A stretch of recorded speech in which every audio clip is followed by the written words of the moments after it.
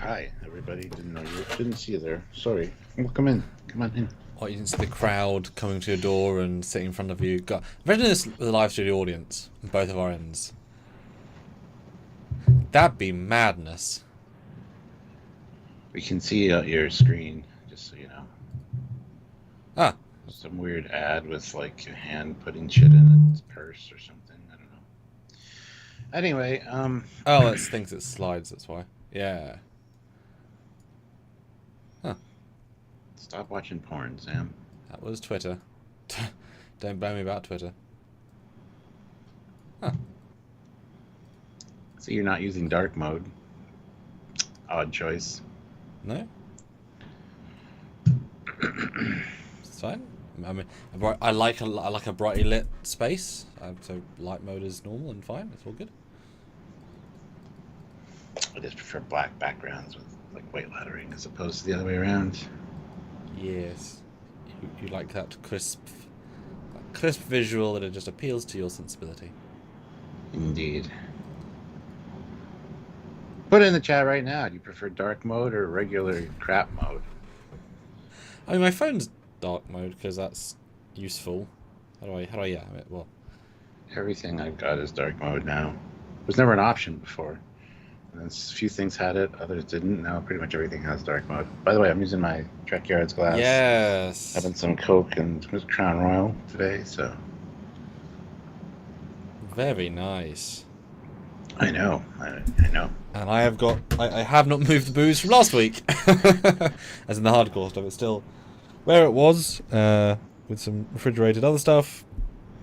But you know, we're only 7 days from our initial Drunkyards, so in Christmas, which was a great time. This is now looking at, loving, celebrating lower decks, probably going through a bit and discussing and you know, because I don't think, well, who has time in the Christmas season to actually do what we sometimes do or used to do every time there was less shows, an actual every episode breakdown, because that'd be easy with lower decks and Prodigy, of course. Well, lower decks is only 10 or 20 minutes, but big commitment in the next 2 weeks, so probably at some point, but not right now. So this is our own version.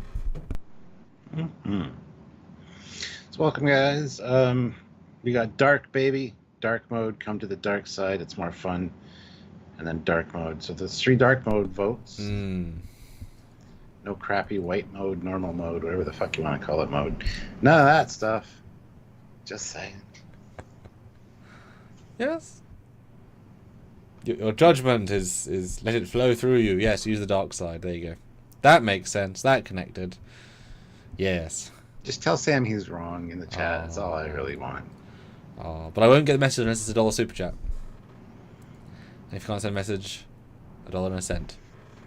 Everyone send a super chat saying Sam is wrong. All it has to be is $2. Sam is wrong. I'm going to start sharing to ignore and avoid said trauma. See you in a minute. Alright, guys. All of you hit like. All of you participate if you can. Throw in a super chat. We're just talking about lower decks. Whatever comes to your mind. We're talking about everything and anything and everything today. So it's just a hangout for about 2-3 hours tops. And we want you guys to join us and have a good pre-Christmas hangout. So whatever you guys want to talk about, whether it's lower decks related or not, we want to hear from you guys. So make sure you subscribe to the channel. Click the notification bell icon to all so you don't miss any content from us. Also, like I said, hit the like button. It's an easy way to help us out. Join the channel. There's a join button down there. We got gifted quite a few memberships last live stream. One person joined on their own, and then we had 20 others that were gifted. So if you want to do your gift giving for the season for all the fellow Trekyardians or YouTube people, by all means consider gifting some memberships. That's cool as well. Also, make sure that you, like I said, hit the like button. You can also join us over on Patreon, Patreon/Trekyards. It's a monthly way to support the channel, or you can click join down below and join on YouTube here. So lots of different ways to help us out, or just checking out the links down below. There are links to the Teespring and the TeePublic store. Really great Trekyards merch. And yeah, this is the way.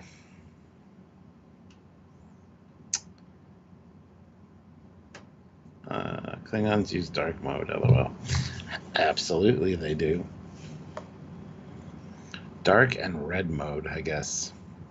Good to see you guys. Hope everybody is doing well this Saturday, which is today. I hope, because I feel like hammered dog shit today. I do not feel the best, so anyhow. Well, hopefully this will cheer me up. All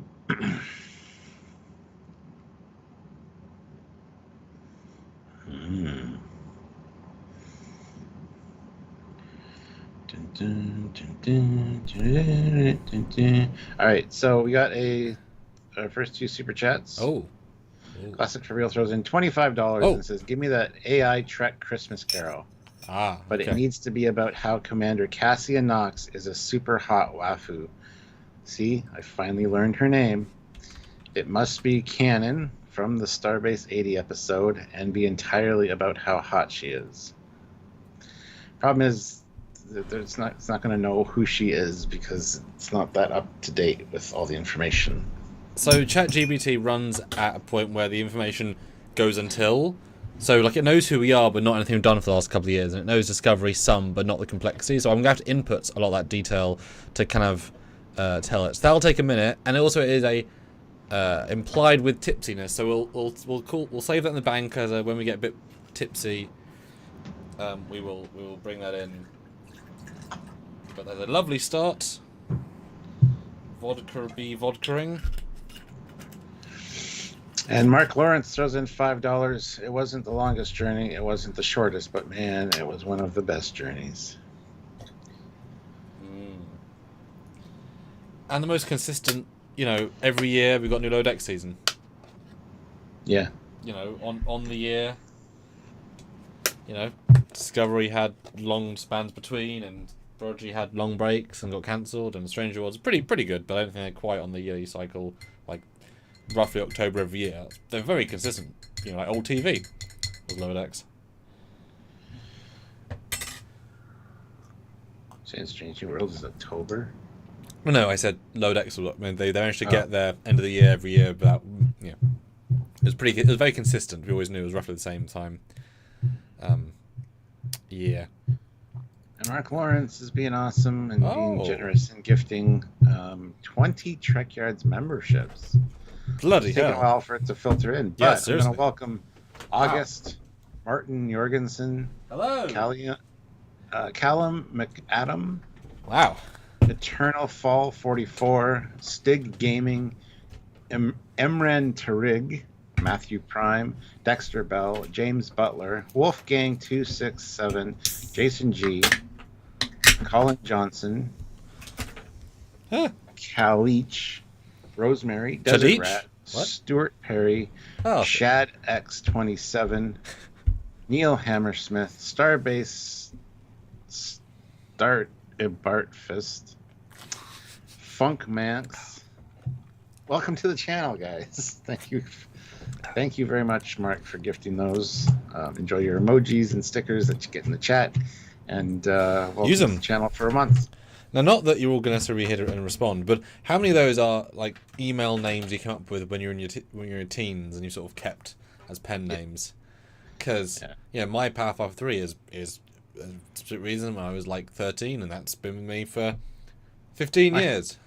My old email was Nightstalker with a K, Nightstalker -666 at thetransformers.net. Yeah. Don't use that anymore. Classic for Last, does gifting memberships count towards Drunkyards? No. We don't drink that. Doesn't actually do anything for us, but we thank you. Just a cheers. Yeah. It does. It's like. Don't know what it actually does necessarily. It does. It gets us, because they have to buy the memberships. So gifting them, we get the revenue from however many they gifted. Okay. And I think it's just the ensign rank, so it's the minimum amount. But I mean, it's amazing. And very subtle detail, but for the thumbnail, I wanted to pick a drinking thing, but I doubled the number of glasses on the desk. Nice. Because there's only 4. I thought you would have picked like the bar with the Cerritos bar with like the glass in the background or something. Yeah, I wanted to celebrate the final vibe with the big beard and such, like the closing note versus Surreals in general, because it's a, you know, a thank you versus a, you know, yeah, you know, gosh, that's so many gift memberships. I just looked back on the chat. That's crazy. Yeah, crazy. We got 21 yesterday. Wow. Or was it last Drunkyards? Anyway, somebody gifted 10s. Mark gifted another 10, and somebody actually joined at the rank events. And so we had 21 for one of our last ones. So that's 40 new members this month, at least. 41 members, so. Classic for Real, $10. Speaking of emails, fun fact, I actually stole Classic for Real from some dude on game FAQs back when I was in high school. Also, long journey, short journey, it's a journey, the same as a road. It's a long road. Getting from there to here. You know, I still don't get the Vitriol Cape for that intro song. It's catchy in its own way. I mean, yes, the guitar version is much better, but you don't get the hate for it. Yeah, just it's not because it was not orchestral. It's like, okay, so what? No, it's non-Star Trek esque. At the time I was unhappy. I'm like, that's not a good Star Trek intro at all. But it definitely gets the point across of what the show's about, and I think it's been fantastic, and I absolutely love the song. And but isn't to say it's not Star Trek because it's not orchestral? Like, it's epic, it's good, the visuals are but there's excellent. No Star Trek vibes in it. Like, it just doesn't feel Star Trek. It's very pop culture-y song. But when you listen to the lyrics, it applies specifically to the show, so it's actually kind of great. But you meant to watch it like with the visuals. The visuals are very Star Trek, like leading into the history of the Universe Federation. Just a history class. Yeah, just basically a history class into a point, and then it's like, oh, yeah, leading up to Star Trek. I'm sure Gene would have loved it. I think because it's so. Oh yeah, absolutely. It's so thematic, and it's so Enterprise, right? So I don't think it doesn't feel like Star Trek. It just, you know, it feels like the Star Trek of when it was made, which was prequel. You know, a retro vibe, but yeah. Although it would have been fun if, you know, one of my archives, listen up, you know, invent a new tile sequence song that fits, that they could have done at the time, and, you know, do the new CG for it and see how that would fare. Like, faithfully. So that'd be interesting. I'm trying to think of a poll about Lower Decks. Well, I want to make it a specific one. Oh, actually, I know. There we go. All right, well, closest I have is sarsaparilla, says Mark. Because Terrence is drinking, or wishing he had cream soda right now. Anyway, yeah. Terrence says, one of these days I'm going to try a Red Bull. Red Bulls are good. I like Red Bull. There's a peach flavored one, which is really good as well. Yeah, Red Bull is so metallic tasting, though, to me. I would pick many other things over it. It's super distinct. Nothing else does taste like it. But it's just very, not medicinal. I know some people say that, but yeah, just very metallic and. I disagree. It tastes like a candy we have over here called Rockets, and it's one of my favorite candies. So. So I mean, different taste buds, right? Yeah, you probably also have English Red Bull, which tastes different because England. I don't know. Possibly, yeah. Probably not with Red Bull, but I know they're different in Japan, but that's a very different equation. We have a bunch of different flavors of Red Bull now. Like I said, the peach one's really good. Oh, I think peach will work well with it, yeah. Yeah. Let's see. Okay, which season 3 was? Yes. I see what he's doing. Oh, excuse me. All right. Well, we don't even have I don't even have the option for a goal for super chats. Maybe because I'm still in poll mode, it might be waiting for me to finish. Probably. What's Trekyards says 3? Weren't rockets made from World War II ammunition pellet machines repurposed? Yes, they absolutely were. That's why they're like these little puck things of just compressed sugar, essentially. But like, they're one of my favorite candies. And yeah, they're used to make like primers for bullets. You need to have that reuse in war, etc. I still can't believe there hasn't been, trips to the moon. I know it's entirely unuseful in the grand scheme, really, to spend all that money to the moon, but it was such a thing. And you would think if it continued in any form of the line, would have had, not colonies on the moon, but you could pay, 100k and get to the moon personal trip. Watch For All Mankind, because that's exactly what it's about. If the space program had kept going at the pace it was in the 60s, and it's really fantastic. So it's not like I think we'll have, slipstream drives by then, by now, but yeah. Anywho, so yeah, the poll is up. Which season of Lower Decks is your favorite? Season 1, Season 2, Season 4, or Season 5? Fuck Season 3, apparently. But Stuart, which season was Season 3? What happened in Season 3? Because I want to know why you didn't include it. Because I ran out of options, and I know you did it. There's only 4 options, but I get it. But because Season 3 ended with Buen Amigo, which is fine. But I thought I wanted to include Season 5. I had to include Season 1 to give some contrast, and I feel like people can remember 2 and 4 more memorably. I think Season 2 has Wage Douche, etc. Yeah, that's the limitation of the poll, is what I'm trying to say. Nice. Alright, let's get some...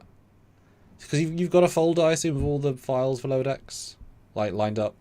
As in, like, you've got that, and you know what that is? Got all the episodes, yes. Yeah, okay, cool. Not a band account, I don't know what you're talking about, so please clarify. Sussy Guru 2000, €10. Ooh. Here's to Lower Decks, the best of the new Trek shows, with Prodigy at a close second and everything else far behind. Yeah. I think Lower Decks is second. Prodigy's better. I mean, that's a good question then. Yeah. Way. Yeah, where would you rank the two? Because now they've both finished. Prodigy's not technically finished. We're not sure of that yet.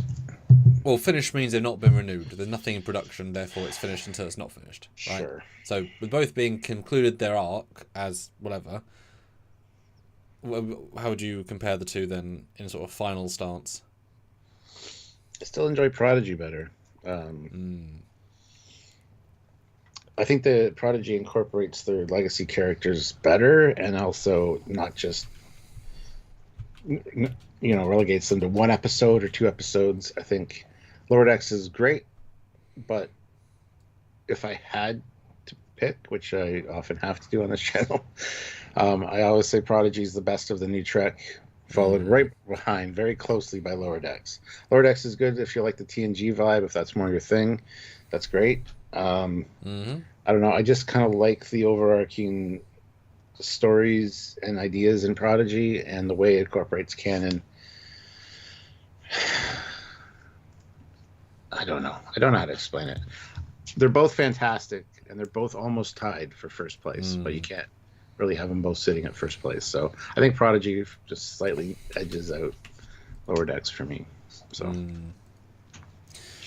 yeah, I mean, they're both so different. I think I feel like Lower Decks was more hit and miss. Some episodes can be just okay, and some can be amazing. So I feel like there are a couple of tremendous highs in Lower Decks, but the silly tone makes a lot of the moments removed from the serious tone that you'd like to feel as grounded, I suppose. Whereas Prodigy, it was such an arc that it built, right? There was a real feel of build up, and there's sub payoffs, because obviously they would have, every 5 would be a ththing, every 10 there'd be a thing, every 50. There was and obviously a lot of those are not filler. That's the wrong word, but they're a story with an element of progressing the main story, but it's also a fun side thing. Prodigy's a little more serious. Even though it's a kid show. Well, it's not though. I hate that. No, it is. Yeah, so it's got Lower Decks has this more silly element, a little bit more unrealistic. Like, how are these people in Starfleet? But I think Prodigy just feels a little bit more relatable. Maybe because I'm a child and it's a kid's show, sure. more realistic in its approach to how the universe is dealt with, and the fact that the kids didn't know anything and learned through all this different way. Whereas Lower Decks, these guys know better than to do some of the stuff they do. That's because they are Starfleet trained. It's more of an entertainment show. Yeah. And there's so many tongue-in-cheek references that only Star Trek fans would get, right down to episode titles, which I feel is just kind of like takes a little bit out of the universe, a tad. Yeah. Don't get me wrong, I enjoy the hell out of it, but I just think Prodigy is a more cohesive universe, more serious story. Oh, have fun, Colin. Yeah. No, that's a really interesting point, yeah. The meta-ness can be its greatest blessing, but also you're like, well, they can't possibly know that. Yeah. You know, where do you go from there then? Yes.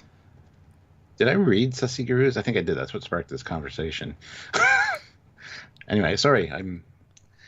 Data's Gut, $10. It's another Enterprise. Hashtag Sam Drink. Yes, indeed. Yeah, but that season 1 ender was excellent. I mean, they definitely had some of the best ideas. Yeah, like I say, it's a very hit and miss kind of show, Lower Decks. But then I don't necessarily remember a lot of the sub-episodes of Prodigy. Yeah. Because they're all part of a giant arc. The highs on Prodigy were exceptionally high. But do you remember the lows? But is that also a good or bad thing? If they can also... You don't need to think about it so much if it's all... Interesting question.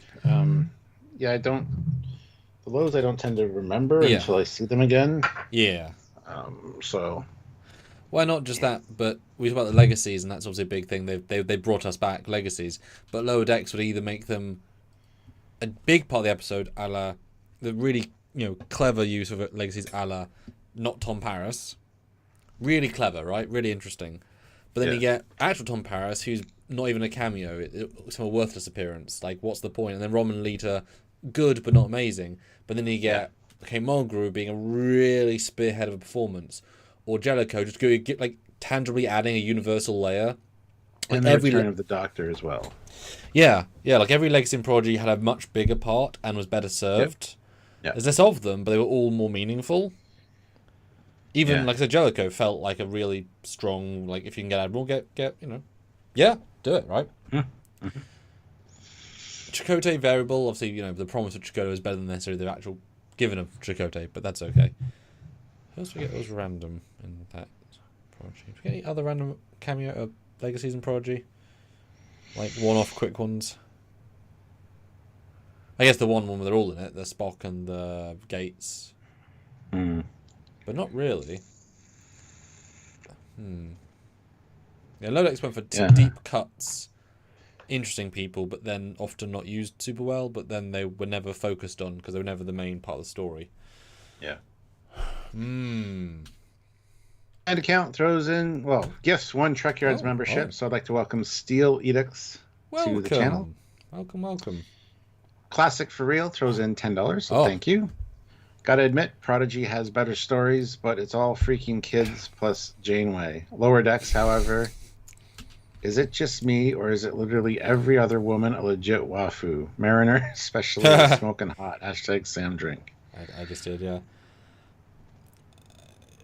Interesting. They're not all super hot, but yeah, they are very cute, a lot of the girls in Lower Decks. In recent memory, they've been excellent, yes. Yeah. Yeah, and Prodigy's, their greatest strength is the kids, and they're also hampered by the kids, right? Yes. But then, as you say, I'm more likely to accept a dumb decision by Zero because they're not actually a Starfleet officer, etc., versus Mariner, who does know better, who should know better. This is just a bad choice, and how are you justifying it? Yeah. And Freeman, for the most part, all the captains did better in Prodigy. Then I say that, but then I especially commented in the last season how Janeway on the Voyager A, in a lot of the battle stuff, felt entirely absent. Where was the main characterness of I'm going to help deal with a solution? Don't sit there and do nothing. Why on earth? Yeah. That was definitely a problem, but the kids have to take priority, so. Yeah. Mark Lawrence, though, $10. Thank you, Mark. Goodness. I've worked retail. The Lower Decks cast isn't so unreal. LOL. Hashtag Cap Drink. I drank for you. Classic for Real gifted 5 Trekyards Ooh. memberships. Holy, that's a lot of new members, this one. That's 26 new members so far, so thank you. Superb. So I'd like to welcome Charles Burrows, Christian Shanks, Andy Lewis, Keats, and Ruben Reynolds. Welcome to the channel. Use your emojis and stickers wisely in the chat, my friends. Yes, choose wisely. Indeed. We also have to update our outros. Yeah.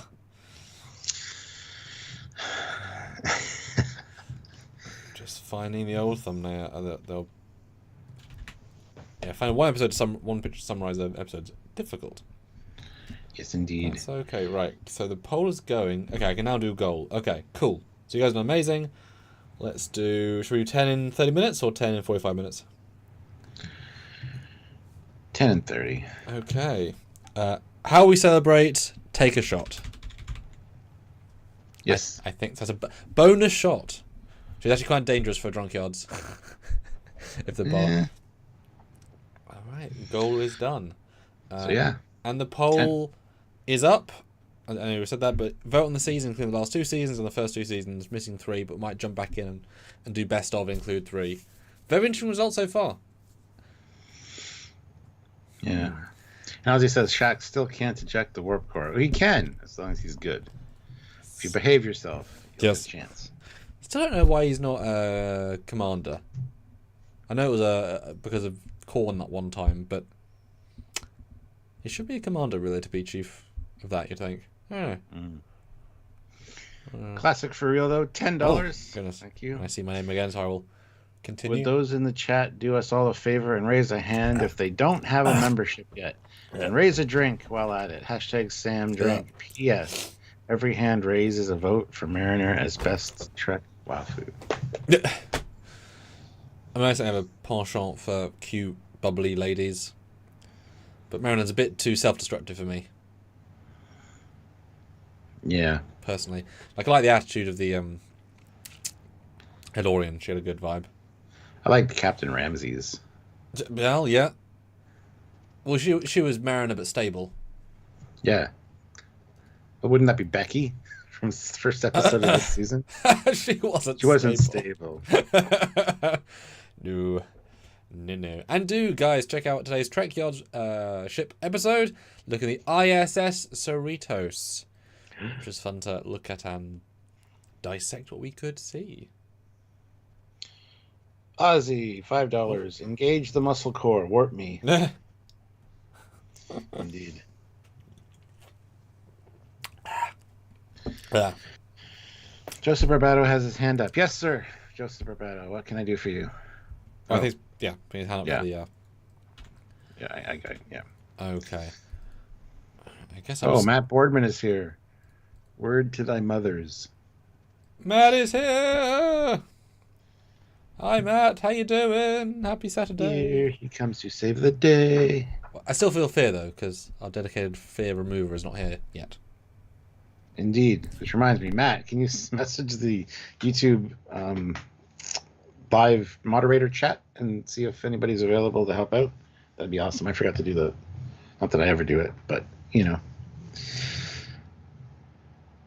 Yes, Joseph, I figured it out that you were listening to Classic for Real, but you shouldn't do that. That is one of the biggest mistakes you can make here on a Trekyards Live is listen to Classic for Real. I'm surprised we haven't been told to move up the ship. The holographic. What did we call it? What does he keep calling it? Rainforest ship. Oh, the Rainforest ship. What song, what tune for Christmas song think would be the best one fit to reverse engineer new lyrics to? What's like the most classic one you think of that's like we could hum that easily? Jingle Bells. Yeah, there we go. Thank you.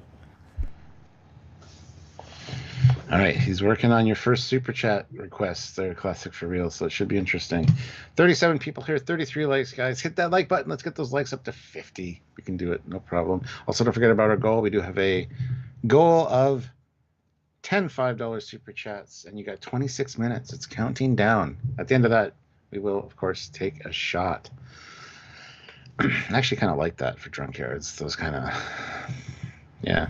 Especially as that can be like, I remember when me and Marie did one, I had an entire separate webcam for a mixer drink, and people would hopefully add, they didn't necessarily do it at that time because it was a brand new thing, but add booze to an infused strawberry mixture. And they had hard liquor. The idea is that you keep adding a shot and it'd be easy and quick. And so I had but no one thought that was a live video cam. So as we got more boozy, I'd go into it and like wave into the second camera, and then someone made a mistake early on of adding like a green booze into it, and it all became brown. And I was like, oh, it was so pretty until So need some more moderation next time. But that'd be great for that. You know, every goal you can get a hit of the really, because that became really quite strong and confusing in a good way.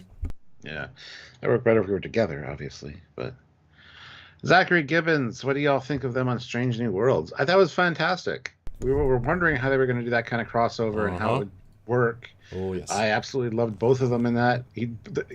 Jack Quaid did some Boimlerisms with the scream and the jump and stuff, and the walk, the run.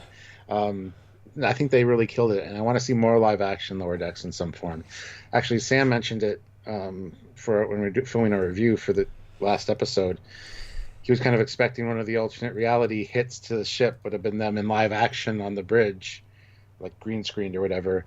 But they could have absolutely done that. And I didn't even think of that at the time, but that would have been a nice little nod. I mean, we've had Homer Simpson transition to the real world in an episode from Treehouse of Horror. He was still animated, of course, but yeah, it would have been interesting to see. I think they did a fantastic job with the Strange New Worlds crossover. It was better than any right to be. And, exactly, and we were looking forward to it when it came up in the idea that was going to happen. And it was kind of funny at the time. I remember a lot of people saying, when's that one going to show up? That's the one, like, as good as the season's going to be, that's what everyone wants to see. And then we can get on with the season. It being like 7 was like, we had to wait a long time, 6 or 7. But it was very, very good. Great use of everything, pretty much. And acknowledging they look a bit different, and the tech and the crossoverness. Kind of was assuming there'd be a Strange Worlds into Lower Decks crossover this year. Like, vaguely, that would have made sense to kind of do a swap season and holodeck, but I mean, fine. But that I thought was going to be the obvious thing. And I'd kind of be surprised if they don't show up again in seasons 3 or 4 of Strange Worlds, because again, it's a brilliant setup. Even if you joke that it's a holodeck simulation, like these are the Voyagers, and it's on the Cerritos watching Strange, like you could play it exactly the same framework, just now respectfully. And as you said, I was genuinely surprised they didn't show up in this last episode as live action. You know, my team, wonderful Nick built the Cerritos Bridge. I'd been like 7 days with limited reference, and I textured it in a weekend, and it looks amazing. And that's just me doing it with my limited resources. So to build that in house, super easy. Put on green screen, have just them in the helm and con, easy. The costumes exist in the set department. The hair, okay, fine, a little bit annoying, but not too much. And it was an obvious choice. And you could have had, if you want to go very fancy, you could have everybody in costume to say we did it once and do a line for everybody and let them live that fantasy, because they'd all want to do it. Not everyone looks like their characters, of course. I mean, the guy playing Shaq sort of heavily bulk up and have a little more work, right? But it would have been, easy. And then, for all time for conventions, they can sign their actual picture of they're actually in costume. Yeah. Would have been great. The majority of them do look like their characters. Even the guy that does Miglamo, he'd have to wear something, obviously. But Carol Freeman, she looks like her character. All close enough. Do. Yeah. I think it's something where you wouldn't exactly be right, but you'd be like, yeah, okay, close enough. Bill Barkley asks, what's the next Trek thing to come out? Strange New Worlds or Section 31? Section 31. I'm expecting Strange New Worlds probably in March, April kind of area. But yeah, Section 31 streams January 24th. Classic for Real gifted 1 Trekyards membership. So I'd like to welcome Ray Riviera to the channel. Welcome, sir. And Classic for Real gifted another Trekyards membership. So the Sprinkles, welcome to the channel. That's 28 new members during this live already, and we've only been on the air for 34 minutes. That's almost 1 new member per minute, which is great. Well, if you have 20 in a minute and a half, it does kind of add a lot. Well, don't ruin it for me. What he's saying is keep going. We want at least a new member a minute. 'Tis the season for giving, so if you want to gift a membership to somebody, wow, I'm sure they'd appreciate it. I believe it picks people either in this chat or regular viewers. So at some point, everyone in this chat will get membership if people keep giving. I believe It's that's... anybody that's live in the chat right now, yeah. So Joseph hasn't got one, Zachary hasn't got one. So, you know, Bill as well. But if you keep giving, at some point you'll all get them. Oh no, what a shame. Alright, so go on this AI thing. Okay. He's doing work, guys. Hit the like button, 36 likes. I want to get up to 50 if possible. Join us, hang out with us, chill out with us for a bit. I've had a day. I feel like absolute crap today, just for the record. I feel like hammered dog shit. Right? Yeah. Everyone sends Stuart a hug. It hasn't got better. I thought it would get better. Usually so I wake up and I feel like shit and then I feel better, but I don't know if I'm getting sick, but that would be awful considering Christmas is coming up. I kind of have a pain developing behind my eyes, so I feel like there's a sickness going on. Anyway, I'll drink it away. The best medicine of all, alcohol.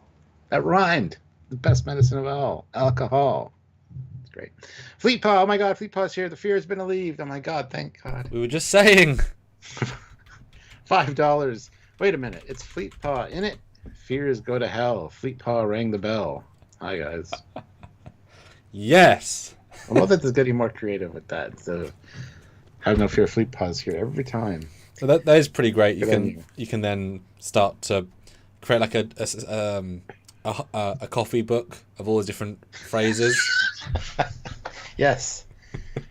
We need one of just our phrases. Oh God, all our intros and outros. Shit we use all the time. Oh, did you see the ring ship hard cut I did in the edit?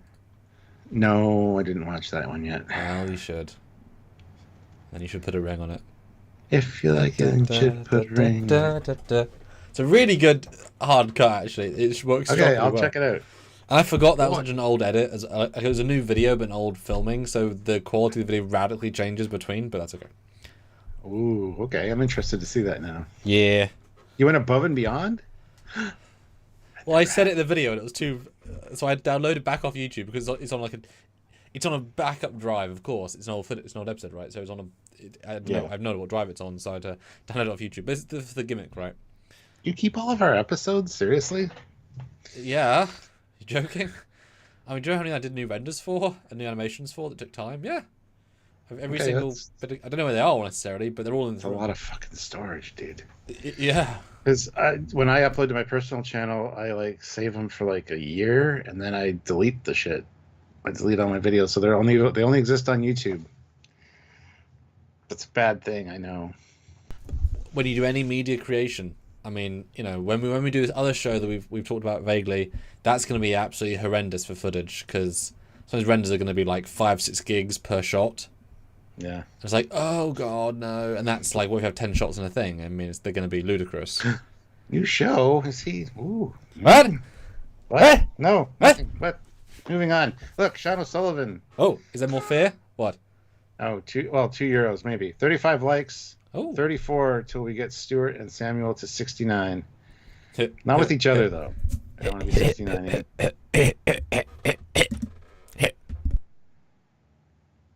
yet. John Polish, impossible to say last name. I love that you put that for your last name. That's great. Throws in $20. Wow, thank you. The one to sell discussion in the episode had to be written with you in mind. Great episode, but found it odd Ransom had so much focus at the end.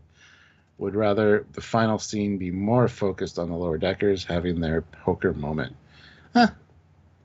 Interesting. I kind of like... You debate that while I keep writing and I'll jump in. Yeah, I kind of like the Ransom thing, honestly. But you're right. That would have been great. But I think that was the whole voiceover for Mariner talking about, you know... The other Boimler sent us this because he knew we were awesome. Not just us, but everyone on the Cerritos. You can kind of get that look at all of the lower deckers or all the people on the ship. And that epic moment of them standing on the turbo lift, all in that nice cinematic kind of heroic pose. And then it ends there with her saying she lit her bat on fire and kicked her computer. So... I think it was well served. I like that Ransom got something because I do like those other characters.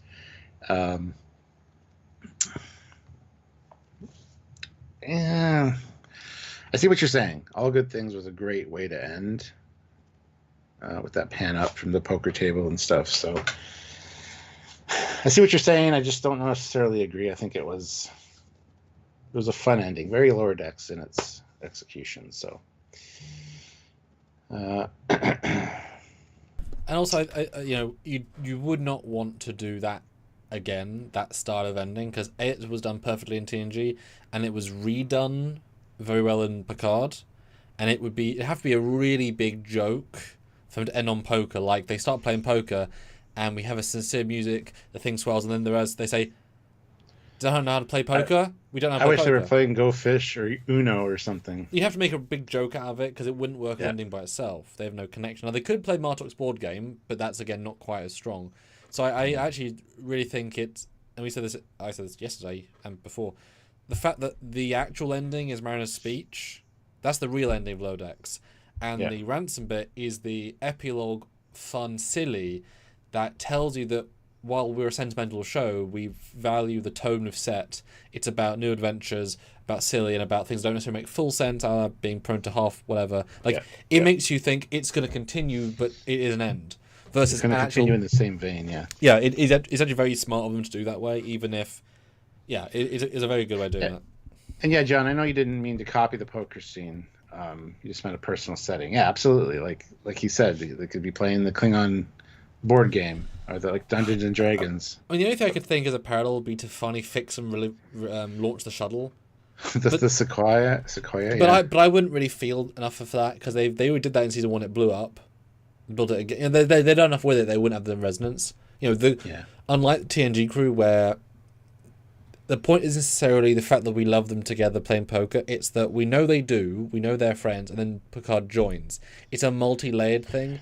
So the team at Lower Decks do a lot of separate things, and not that much combined that we know is special. Really, when we break it down, because that's not who they're framed as. So it worked well, and that's why we gave Rutherford and Tendi a separate scene, and then they knew what they were doing. It's hard to say. Yeah. Zachary Gibbons, I know you did the ISS Cerritos, but what did you think of the Cerritos Sovereign class? Well, you have to wait for the video, because I'm sure we're going to talk about that at some point. We have a lot of videos filmed.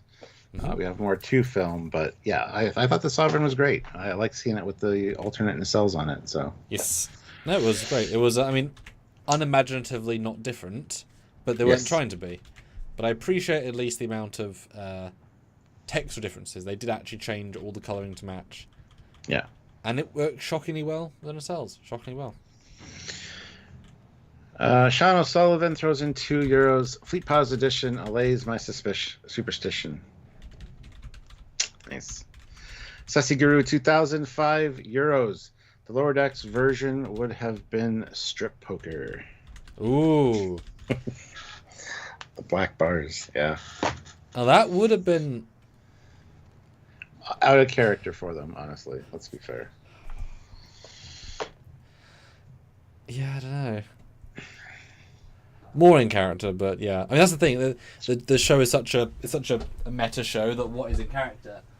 Oh, you know what would have been fun to end, or I think they should have had lots of post-credit sequences. I think they would have absolutely done well with other volumes. Yeah. Would have been amazing if one of the shots is we cut to the Borg Lower Deckers for one episode and they do something. Yeah. I don't know what, but that level of they finally moved after 4 years would feel like a satisfying payoff. Yeah.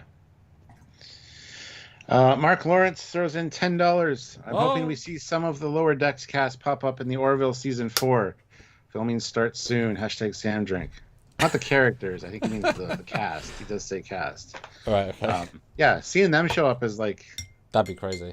Union officers would be awesome. Or Lower Deckers, not officers. I mean, if there was more synergy between brands, it would be certainly incredible to see Tawny and Boimler's name is... No? Boimler? Jack. It was Jack, okay.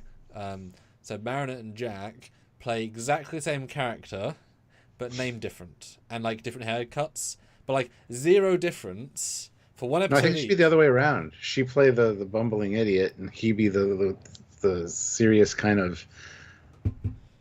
Well, he takes on Mariner's persona. She takes on Boimler's persona. The reason I say my way around, though, is that because then if they're literally the same characters, bar name, then you would have hints that they were actually our characters from another universe that have come to visit. That's what I mean, right? You play it that close to the chest. Yeah. But they're not legally the same. I mean, actors can play any character. There's no go legally they're not. But that would be so interesting to play that. Have it be a complete mystery. Like they seem out of place. Like they don't quite know what they're doing, but they do know what they're doing. Yep. And it's like, and then at the end of the episode, they just kind of disappear, and it's like there's no information of them on the records. What happened? Yep. Yeah, that'd be fantastic. Because that's so like nice and clever. Yeah, that's clever. Because I mean, can Paramount sue a Universal, whatever, for nicking Boimler's walk? Right, like the little things, you know what I mean, right? Yeah. But also, then you could have, the joke would be, and I hope everyone returns.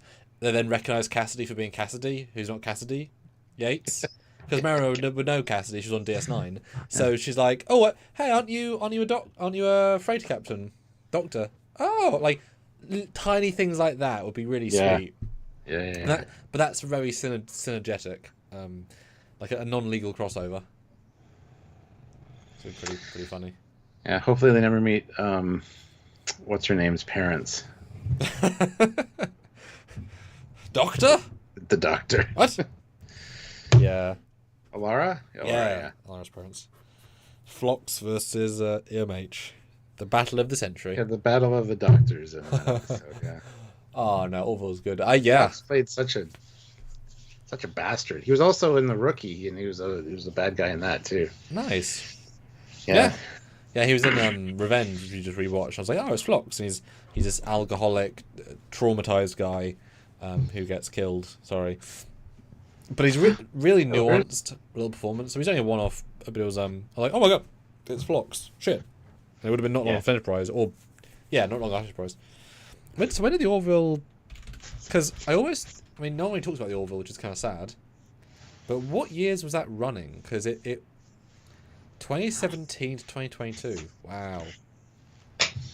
Yeah, and they are going back to filming in January apparently. They still never officially announced it, which is crazy. Wow, I think they started in 2017, same year as Discovery.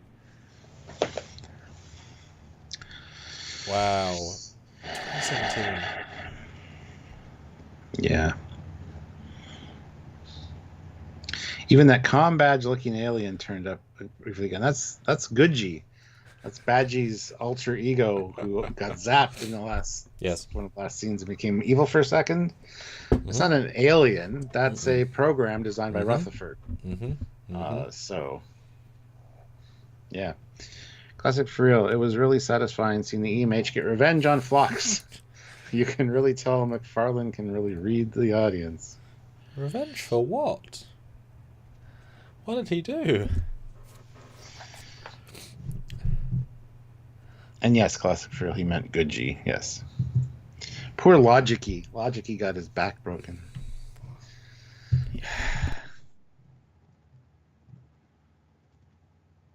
I do love too that the Ascension guy returned in the last one of the last scenes. I saw that the first time and I'm like, what the hell is that? Like, okay, it's just the Cerritos. Weird shit happens. Fine. And then the second time I'm like, oh my god, that's the Ascension guy. Yeah. And it's one of the things you easily could miss. Even the second time I was thinking, what's the point of Tiana's little cutaway? Oh, I take this guy back. It is kind of surprising there was no Great Koala reference or Black Mountain reference. I know it's not all needed, but it would have been funny if that's the exact same scene happened. He stands up, he's looking all scared and terrified and shaking, and you see the koala's head from the top of the frame come down with an evil look and kind of points at him, and then goes away. That's all you would need.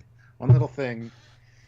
Because a lot of people probably forgot who he was, or that happened, so... Yeah. I know everything. I see everything. The start of everything. And I gotta go back and watch all of Lower Decks again. And honestly, start this live with scrolling, and you forget how different the art style of season 1 is. Really? Yeah, I mean, it definitely feels significantly cheaper, but it feels hand-drawn. Like, the characters look and feel 2D in a way that I don't associate it now. Which I'm firing up season 1 here. Yeah. First episode. I mean, it definitely is cheaper. But yeah, they're way more hand-drawn feeling. There's way more 3D feel in the current batch. I disagree. I think it looks exactly the same. Like, they actually maintained that style, which was great, instead of making it obviously different season to season. I don't know. I disagree. I'm looking at it now, and it looks just the same to me, but I'm an idiot, so what do I know? Yes. Fair. Neil Hammersmith. Hail Kaon. Hail Kaon. Yes. So yes, the idea is, guys, that I am scrolling through every episode of Lower Decks, and we could do a sort of informal ranking where you can submit an episode, or we'll go through an order, but it'd be fun to kind of jump around a bit.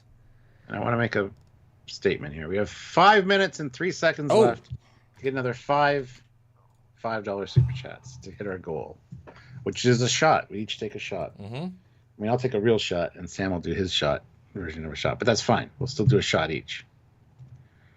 But shot each or shot each? $5. What? I don't know. Shot each! I need to binge it. I'm feeling a lack of Lower Decks already. It's depressing. Oh. Sad face. Cry face. Oh, no. I mean, it is the only show that could do 10 seasons and not even bat an eyelid. That's the sad thing. Yeah. And they do it to themselves with how much extra budget they utilize, right? They could absolutely not have a legacy and pay the money. Or bring them in and be amazing, right? Yeah. But then obviously we'll miss the legacy, so. And Neil says, and a Merry Kaon to you both. To you as well. You and yours. You and yours. Yeah, some of these are hard to summarize in one picture because there's 3 plots, etc. Yeah. Just looking at the episode titles from the first season. Second Contact, Envoys, Temporal Edict, Moist Vessel. Uh-huh. That's the Ascension one, isn't it? Yes. I do think it's probably a case to be made that when there was weekly Trek, Lower Decks stood out less. I remember being more of a zeitgeist in the first 2 seasons. When it was, wow, we're getting Trek every 3 months and this is a great show, will they come back? But then it became a lot less special, even though it's still a special show, but it felt less special when there was literally weekly Trek. I don't know, how do you feel about that? Because season 1 and 2, I'm scrolling and every episode is kind of like, oh, that's memorable. Mostly. What do you think? So you say it stood out more when there was more Trek? When there's less, no, when there's a lot less, and then suddenly when there was weekly, oh, it was Lower Decks again. Seasons 3, 4, and 5, 1 and 2 were more distinct because they were less Trek around. No, I think it's because we didn't know what to expect going in and what to expect like next time. We kind of got a vibe for it probably by episode 3 or 4, but I don't know. I don't know if I think that way at all. It's like I'm scrolling, and season 1 and 2, they're all pretty damn memorable. Yeah. But I don't know if they maintained that. If they changed writing stuff or something as they went on, but I don't know. All right, an update. We have 2 minutes and 17 seconds left to get 4 more $5 super chats just to hit our goal. If you guys can, please do. We'd appreciate it. TikTok. And that is, dear me. you get a shot out of it. Come on, guys. Mm-hmm. I want to continue my read of the titles for episode 1. Do it. Or season 1, not episode 1. Yeah, all the main titles of episode 1, yeah. Uh-huh. Yep. Yes. Mm-hmm. So yeah, Current's Errant Arrow, Cupid's Errant Arrow, sorry. Mm-hmm. Terminal Provocations, Much Ado About Boimler, Mm-hmm. Veritas, Crisis Point. Ah, yes. Crisis Point was great. And No Small Parts. Most of them make me remember what happened, but No Small Parts I can't necessarily remember. Let's see, what the hell's that about? Oh, that was Peanut Hamper and the Packlids. Yeah, which is one of the best ones I ever did. It's not a great name for it, but yeah. Yeah. And yes, Neil, the Ah. koala is in the opening sequence of every one of them as the Cerritos goes to warp. Koala. Sees a little nebula thing in the corner, yeah. So in fact, he is in every episode. In fairness. Yes. In fairness to them. Yeah. And classic for real, $5 fine. Bump up the rainforest ship, and I expect these 4 to be combined into half a shot for Sam. Okay. Or 55 seconds for 3 more. I don't think we're going to hit our goal, guys. I feel like I should play the what's it called? The 24 play that ding dong ding. Oh. Classic for real, $5. Bump up Commander Cassia Knox and 2 out of the force. 2 out of the 4 Sam shots. All right, 33 seconds left, and only 2 more $5 super chats is what we need. And you can't combine them to make it a 10 because that doesn't count towards the goal, unfortunately, which is kind of stupid. But okay, you know how I was saying I should probably play the song 20 seconds. from 24? As soon as I said that, I thought, no, there's a better sound I could play. Don't let the shrike kill you. We hit our goal. Yes. Did you guys get confetti? Because I didn't. Classic for real, $5. Bump up what's her face, Mariner, but mentally stable. 3 out of 5 shot for Sam. Fleet Paw throws in $5. 1 more. And classic for real, 5 minutes. Last minute clutch. All right, I'm going to actually pour a shot of peach Crown Royal. I just picked up a new bottle. We were at the LCBO today. Picked up a bottle of Crown Royal Apple. Is that the place I went to with you? Yes. Not that one. That's the one at the other end of the city. Not at the other end of the city, but that way. Closer. Same distance from our house, but there's so much construction around the one we took you to that we didn't want to deal with that because it's right beside the mall. And it's busy as hell because it's the weekend before Christmas. So we went the other direction to avoid the construction. Because the construction there is narrowing everything down to like 1 lane. Oh. With all the people coming to the mall, it's just it's a clusterfuck. Anyway, thank you. Cheers for hitting our goal. Here's my shot. That's the Star Trek Las Vegas. Trek to Vegas. Shot glass. Cheers, everybody. Yeah. Yep. Good stuff. I do have the verse, the song created. I did my personal some briefing and I copied the memory alpha like brief on Starbase 80. We'll wait for these to kick in because that'll be meaningful, and then we can give you a hum, give you a tune. Bill Barkley says the Lower Decks episode was an episode of Voyager. The real Lower Decks was in an episode of Voyager. There was one with Tuvok training them, but the real Lower Decks episode is TNG. There's an actual episode called Lower Decks. Well, there's 2 Lower Decks in Voyager. There's the Marquis Dickheads one, which we're referring to, and there's the lowest deck next to landing legs people called Good Shepherd, where Janeway takes on Delta Flyer. So that's actually a very good Lower Decks episode, in that how the hell A, is there any rooms down there, and B, why is there's one, the Delta Quadrant, this antisocial guy is never on the ship really, he's in his little cubby hole, which, if you play Elite Force, you can go into those rooms, and it's really quite cool. Just Roberto, Crown Royal Peach or Apple? Well, this is Peach that I have here, but I just bought a new Crown Royal Apple, which is upstairs. And Bill Barkley, isn't that the Tom Cruise War of the Worlds tripod sound effect? It is. It's been used for a lot of things over the years. It's kind of like the Wilhelm scream. And speaking of, in Helldivers now, the Illuminate are back, and they have tripods exactly like the War of the Worlds tripods, which are a bitch to defeat, by the way. And there is a bit of a sound when they appear, too. That's cool. Yeah, zombies are in Helldivers now, aren't they? Yes, they are former citizens of Super Earth or Helldivers that have died and are now zombies. That's funny because when you kill them, if you knock their head off, they get a little bit of a squirt. They stand there for a second, and some of them still do the Helldiver salute before they die. It's kind of... The attention to detail in that game is amazing, but we're not talking about Helldivers here today. Yes. We tangented. Yes. Tangentially included, yes. I'm on season 3, episode 2, trying to find pictures. This one's a very varied set of plots, so hard to... Season 2, which episode? Season 3, episode 2. Season 3, episode 2, which is the least dangerous game. Yeah, I'll do that one. Then mining Got the Tendi wearing a towel. I mean, that's... I did just see that. Yes. How of all the things, Stuart, you happen to see that? Hello, it's me. Hello. Yes. And then Jen in a bikini. Oh yeah, the next this is one? with the guy chasing Boimler on the ship. Yes. They do some crazy shit in this show. And again, That's 10 also season. the one. It's also the one with the orbital drill thing where Mariner and Ransom, and she does the jump and then has to come back. Yeah. Which is so clever and so stupid. And yes, you can be both at the same time. You can be stupid, clever, stupid. Zachary Gibbons, the TNG lower decks had the Nova Squad girl return. Yes, it did. Yeah, and then she went away. Then she returned, kind of in lower decks. Yeah. Thematically returned to pay off that arc. Neil Hammerson says, sad thing about lower decks going away is we are not going to get any quality Trek for a while. Oof. Ouch.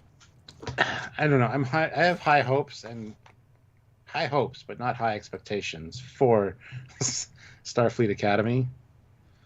Hopefully they've learned their lesson, and the cast they have is pretty impressive. So, I mean, the fact that the Doctor's back makes me optimistic. That is true. Yeah. I mean, I don't know what you're all meaning. I mean, Section 31 is going to be a breath of fresh air. I think that could be the best show we've ever seen. That honestly could be the miniseries movie to set up an entire franchise of Section 31 spy dramas. If you're not excited, then did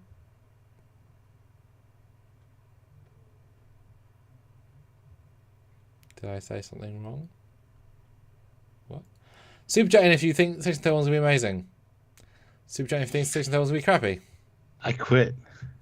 I don't know who this man is, and I'm done with Trekyards. Thank you very much. Love you all. Peace out. Merry Christmas. Happy 2025. Bye-bye.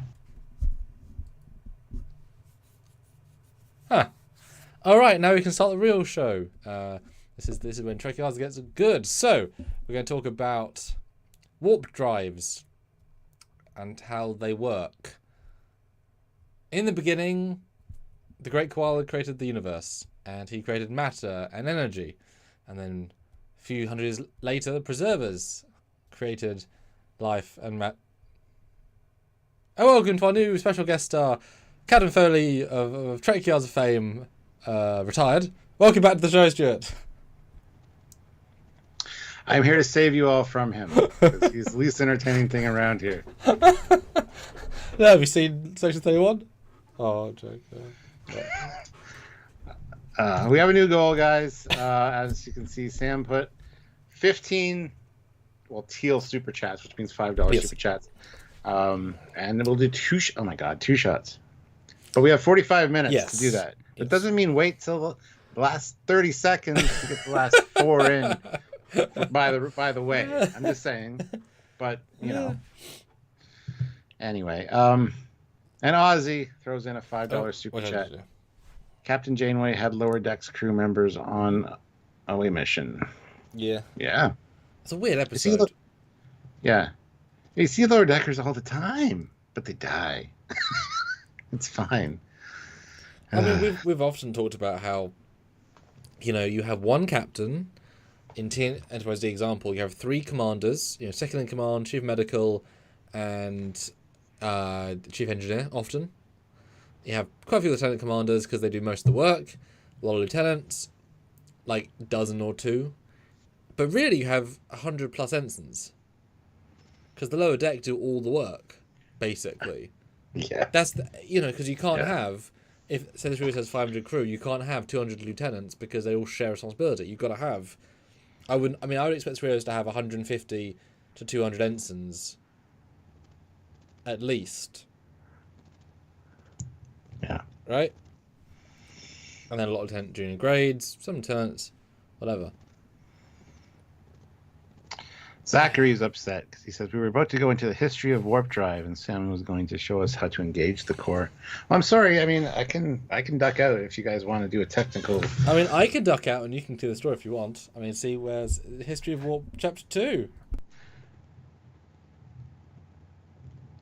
In the beginning, there were single nacelle drives.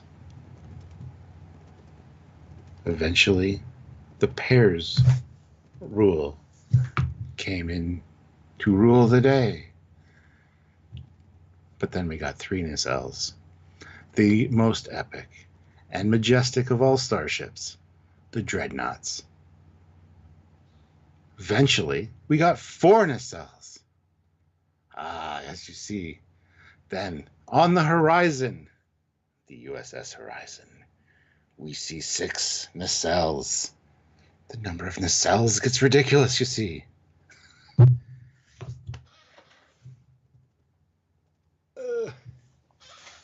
If you know what I'm talking about, you know what I'm talking about. If you don't, well, there you go. Yes, I am uncloaked, Ozzy. I've returned. Anyway, guys, 35 people here, 50 likes. We hit that 50 goal, which is amazing. Thank you so much. 28 new members. If anybody wants to gift memberships, now is a good. I see you. Now is a good time to do so. 28 new members is fantastic for a live. We've got almost 50 new members this month alone. So, he loves me. That's great. I'm so happy. I got a bit of a delay on my end, so he knows that. That's why he's being. Oh, fuck you too, buddy. Fuck you too, buddy. Double fuck. Fix my glasses. Fixing my glasses. Anywho, that's good times. Anyway, if you know, you know. LOL. Yes, sweet pie.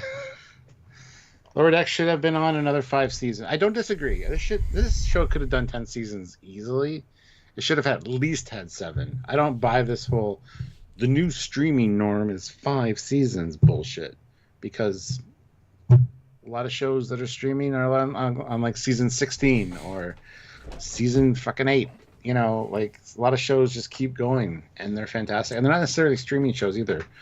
Some of them are network shows, I guess, but what is a network these days but a streaming platform? Yeah, I mean, if you can have 29 seasons of CIS, CSI, Miami, whatever, but of course they appeal to everyone between 10 and 90 who likes crime dramas, and old people can watch them in the house chill, and young people can watch them in their dorms chill. But Lower Decks is a mega referential Star Trek sci-fi show that's silly. That's real niche, right? Like, honestly, Toy Newson's show could be more popular. Viewership-wise, it's live action, which annoyingly is a huge problem for people. Despite, Harry Kim didn't age a goddamn day! Versus that show will all judge them by that, right? Why is Gates like a skeleton? Because it's been 35 years, whatever. But a live action show where they have the same sort of vibe, but some sort, if it's cheap and cheerful, that could actually be a much bigger hit, because, live action. And, animation's interesting because it's obviously what you spend on it. If you've got, like, there's a show in the UK where they go and they film in a tropical island for 3 months of the year, 6 months a year, whatever. Death in Paris, I think it's called. And it's a crime drama show, and it's quite famous. It's been going for a long time. They've had, just like kind of like Doctor Who, they've had 3 different lead detectives. And after like 4 or 5 years, they say, I've had enough, because that's fine. And they swap out and nothing else changes. And it's done very well to keep going. And they just go film in a beautiful tropical island with the sets, and they fly people in to shoot, and because the location is so novel, even through whatever seasons, it feels fresh in its own kind of way, and nice, and whatever, and because it's just filming on the same police sets, the same, it's easy, right? So you gotta pay an actor, pay his $400 ticket to get to the place, and then pay him for the weekend, whatever.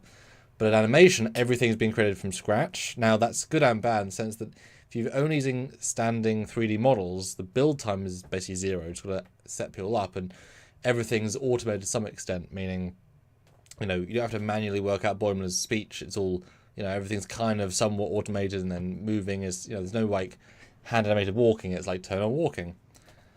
But of course, in live action, you go onto set, you shoot it, you're done. As in for a cheap drama like a rom-com or something. So different styles of expensive and not expensive. Yeah, well, exactly. Reed Chef is here. My good buddy Aaron. He says Lower Decks was great. I can see a spin-off with Starbase 80 or the ongoing adventures of the Cerritos. Absolutely, yeah. Or a mini-series that also involves the Kilgons. Now, the Kilgons, they sound quite interesting. What are the Kilgons? It's a great name for a faction or a species or a race. Skydance Media reps had said that they wanted to get rid of the animated shows and focus on live action only for some stupid reason. Really? And Stuart show off the L. Yes, this is Bobo. There's a whole video about him on my personal channel. It's a whole thing. Sorry, Sam. Sam's out of the loop. I don't want to. Anyway. It's fine. Apparently I had a diatribe you didn't like, so have your own diatribe. It's fine. I liked your diatribe. Well, it gave you the impression that I didn't. Just your body language, your face, and your expressions. Nothing and big. my actions. And your actions, yeah. I like that. I was just making fun of you. That's fine. Yeah. Were there any crossover references between Prodigy and Lower Decks? No, I don't think so. I was actually waiting for some this season because I figured that Lower Decks might do that, but I think Prodigy and Lower Decks... Prodigy happens after Lower Decks, doesn't it? And that's part of the problem. Oh, yeah, way after. So, yeah, that's... Yeah, unfortunately. Now, was that not... we not talk to somebody somewhere... I won't say who or when. Anybody anywhere. And they said explicitly, without meaning to, that there's going to be a reference to Prodigy in Season 5 of Lower Decks? Yes, there was that. Yes, absolutely. There might have been, and we missed it. I find that hard to believe, unless it was so subtle that it was like... And if we don't notice it, no one else will. Yeah, if we're sort of looking for it. I mean, things You're always... right. Yeah, that was mentioned. Things can always get removed, of course, but definitely... That was told to us quite explicitly. And Mr. Rude Chef, sir, Fleet Paw shared the link to that video I was talking about, so please share it with Sky so he can see it. Although if you do want to see a Lower Decks Prodigy crossover, I did make a fan film called... You did? Cerritos Lost. Like Paradise Lost. And it featured my girlfriend Marina, first live action fan film appearance. She did actually a wonderful job in her slightly old uniform because memory alpha does not update as often as the rest of the fleet, which was a fun caveat. The Cerritos has been taken over by sentient AI. The breakout character of last year, or this year, Grathar, really just excellent character. Like, god damn it, how well he went. And yeah, the Protostar shows up. And the Cerritos gets a lot of love. And it's a really, really... one of my top 5 shorts, probably. I think it hits a tone so well. And you're excellent at it as well, Stuart. You're a really good returning character, which is nice. Indeed. Yes. I know you're not the keenest of playing non-Captain Foley, but there's a difference between playing yourself and playing a character. Because you're not him. So it's fun to actually... But I am. What's his name? It's I can't remember. Look in the credits. Do you remember the name? Of what? Of your Ferengi character. Oh, it begins with an A. Oh, I got it. Yeah. See if you can remember it. Erat? Close. Real close. Arik. Arik. Demon Arik. Yeah. Okay, just 1 second. Absolutely. But no, he's really, really good in that. So I would watch that. Yeah, Packard's rare. Grathar's really fun. And it's a really good end as well. In fact, Stuart appears as both himself and Arik, which is, funny itself. Yeah, really fun. And yeah, I really like it. Was a Lower Decks version of Cerritos, although it's still animated. This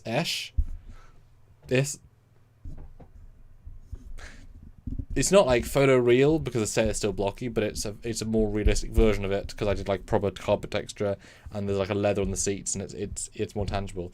Ryan Lindner, we've had 2 hours an hour of booze now. What are your thoughts on season 31 movie? Ryan, what do you think? What are your thoughts? And I'll express what we think.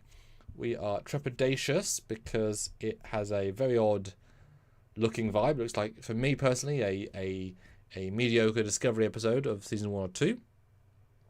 Michelle Yeoh is not our favourite actress because she doesn't necessarily have the range in Discovery.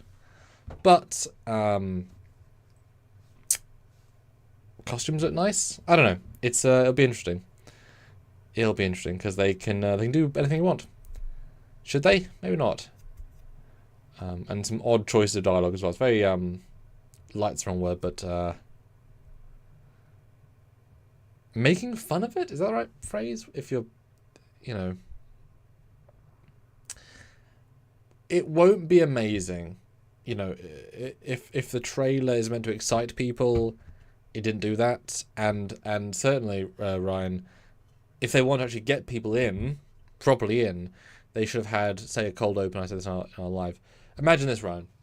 Cold open, Excelsior class drops out of warp, classic style, and then on the bridge, hi Stuart, on the bridge we see a captain in Monster Maroon. He says, stop there, criminal. And it cuts to the new shape change alien in a ship. It's like, no, you can't stop me, Starfleet. And it feels very Prime, and then he goes to find Georgiou. Like, really, like, contrast the flavors, but, like, respectfully, would have been such a strong start. But without that, it's kind of Trekless. Vapid? Well, no, it might be great, just Trekless, because you can have a great non-Trek episode. Yeah. Yeah, I think it'll be just that. It'll be good, science fiction-y, action-y stuff, but it's not necessarily Trek. So. Yeah. Anywho's. I'd love to know the budget, though. How much they actually sunk on it. Well, considering they were going to do a series, I think they probably dumped a lot of money into this one. Well, they probably thought. I bet you it's also going to be set up that there can be another one. Yeah. Well, they probably thought they were saving money. As in, let's say they had 3 million episode for 10 episode arc, so 30 million. Let's say the budget movie is only 22 million. Thought, we're saving money now. Yeah, I guarantee Michelle's getting like 2.5 million to be in it, if not 3, if not 4. Yeah. Hello, William Wells. Welcome. Welcome. And speaking of, I'm going to focus on our goal. We haven't got any of them, by the way. We need 15 $5 super chats in the next 29 minutes and 31 seconds. We want to do shot. Well, we want to be told to do shots. Is. Yeah.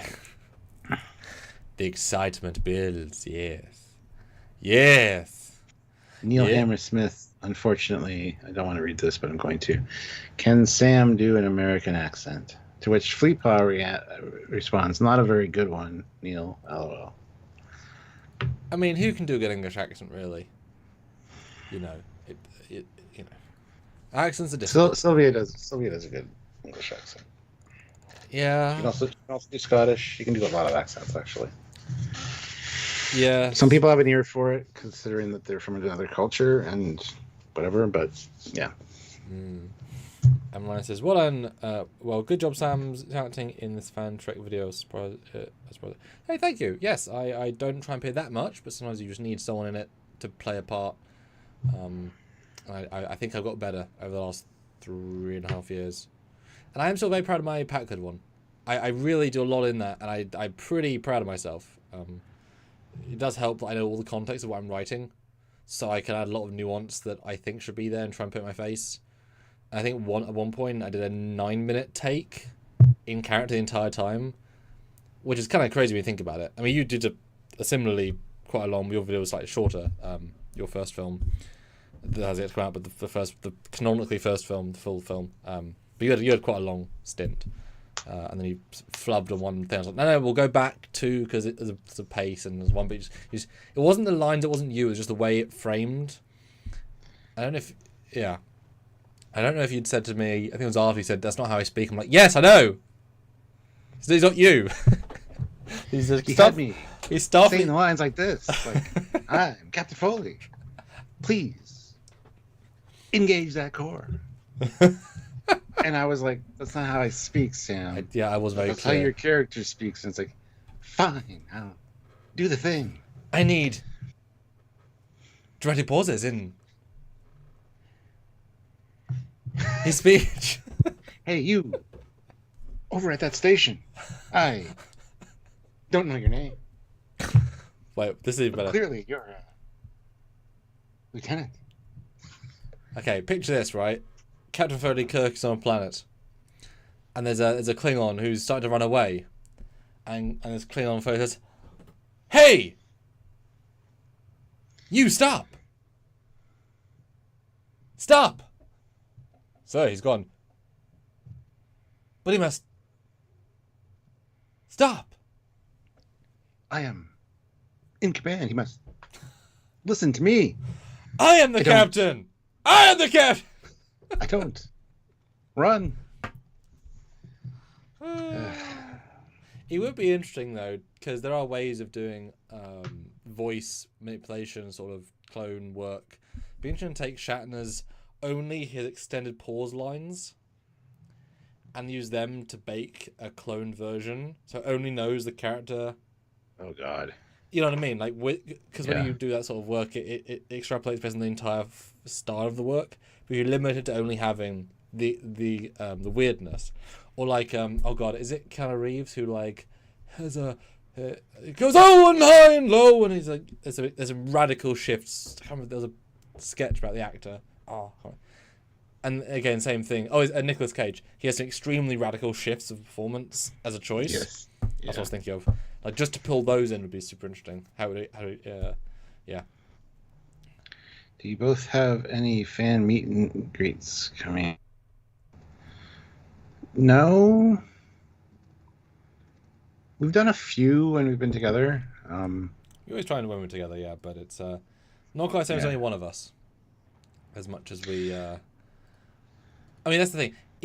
If we knew that... If we made a video, right, saying, hey, London meetup and London meetup, different Londons, and all of our 63,000 subscribers would see it, I guarantee we'd get people to turn up.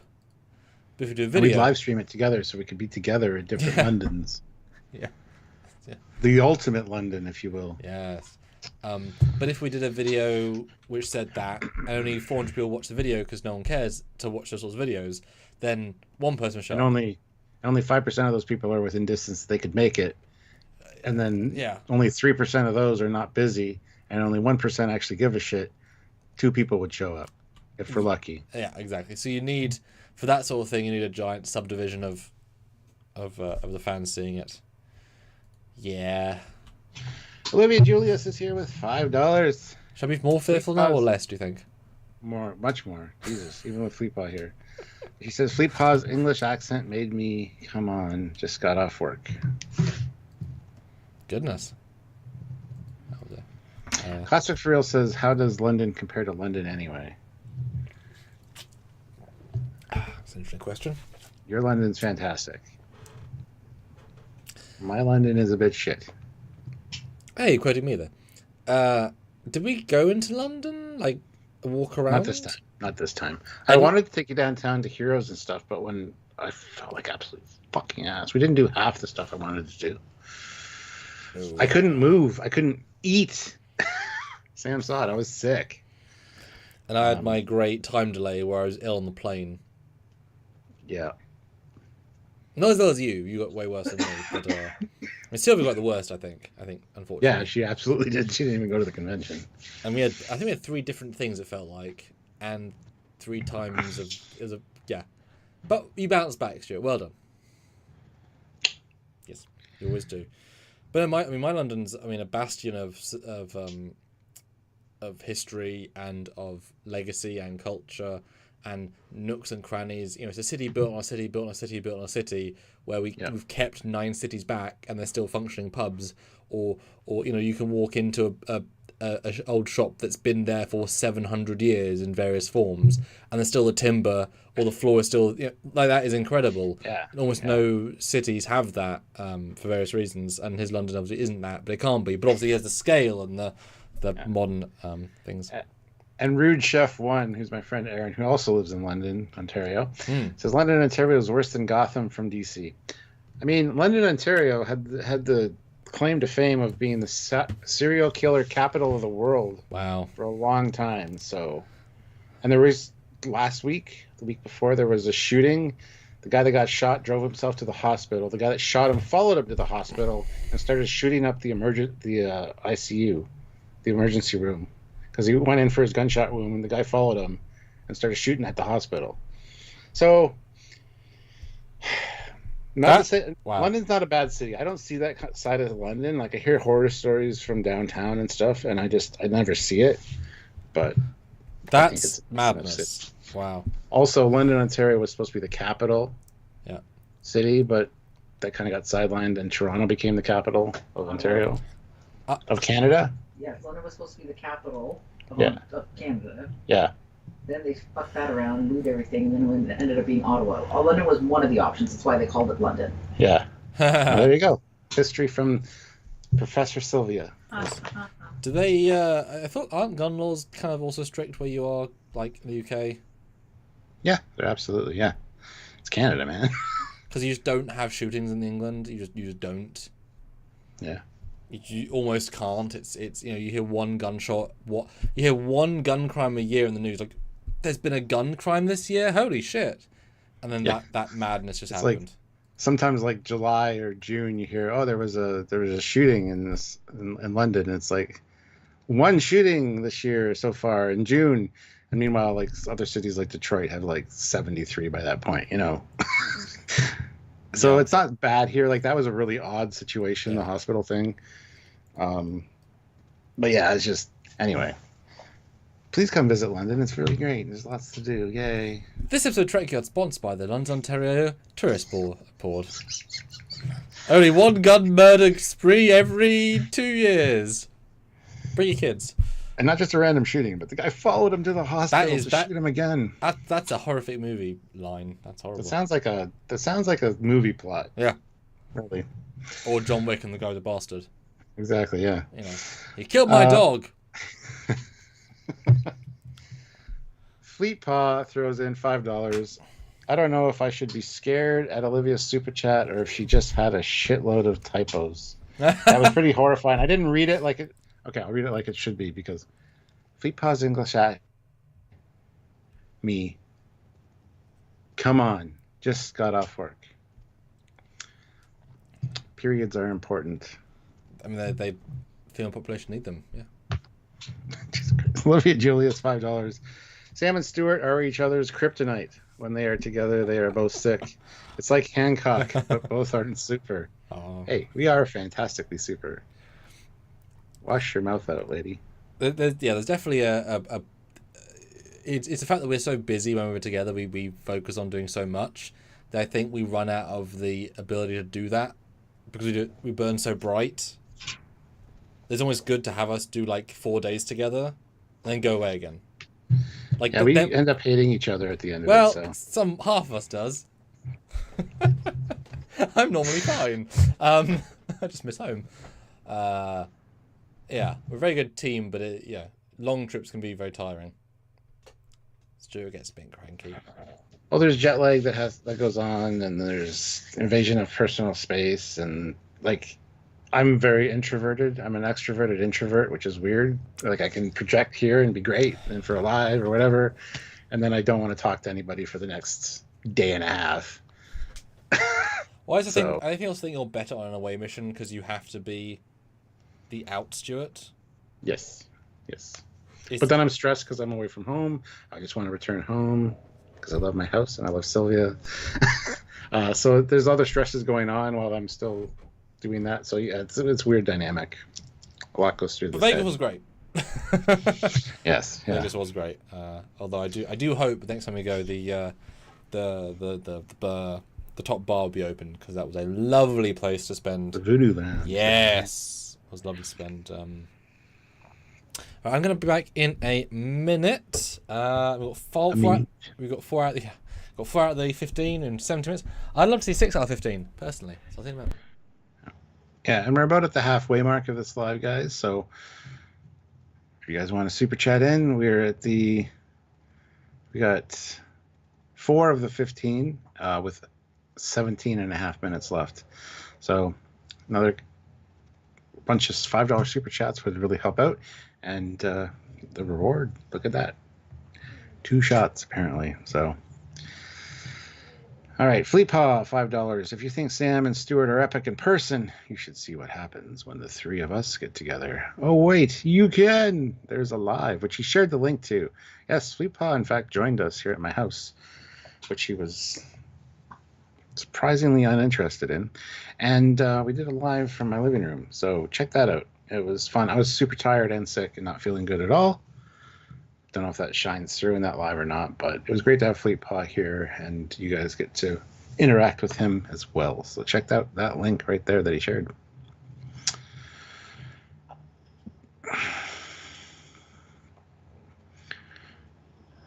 And Fleetpaw says, "Oh, fuck me. I hate how super chats work on iOS now."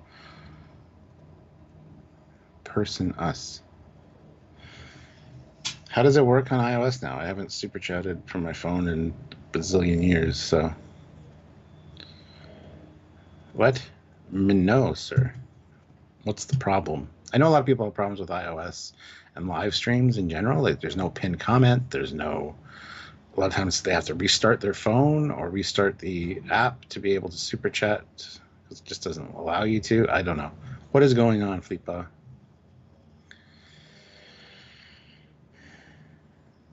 Classic Frio says, "That's news to me about you feeling sick during that live, Stuart." Oh, well, I'm glad I hit it well, but I did not want to do that live, for the record. But with Fleetpaw here, we felt we kind of had to. It would have been shortchanging Fleetpaw a little bit if we didn't. So I'm glad you couldn't tell, because that's fantastic. So Stuart, That's my name. Quick question to you. What did you think of the new Superman trailer just released? Ooh, I know.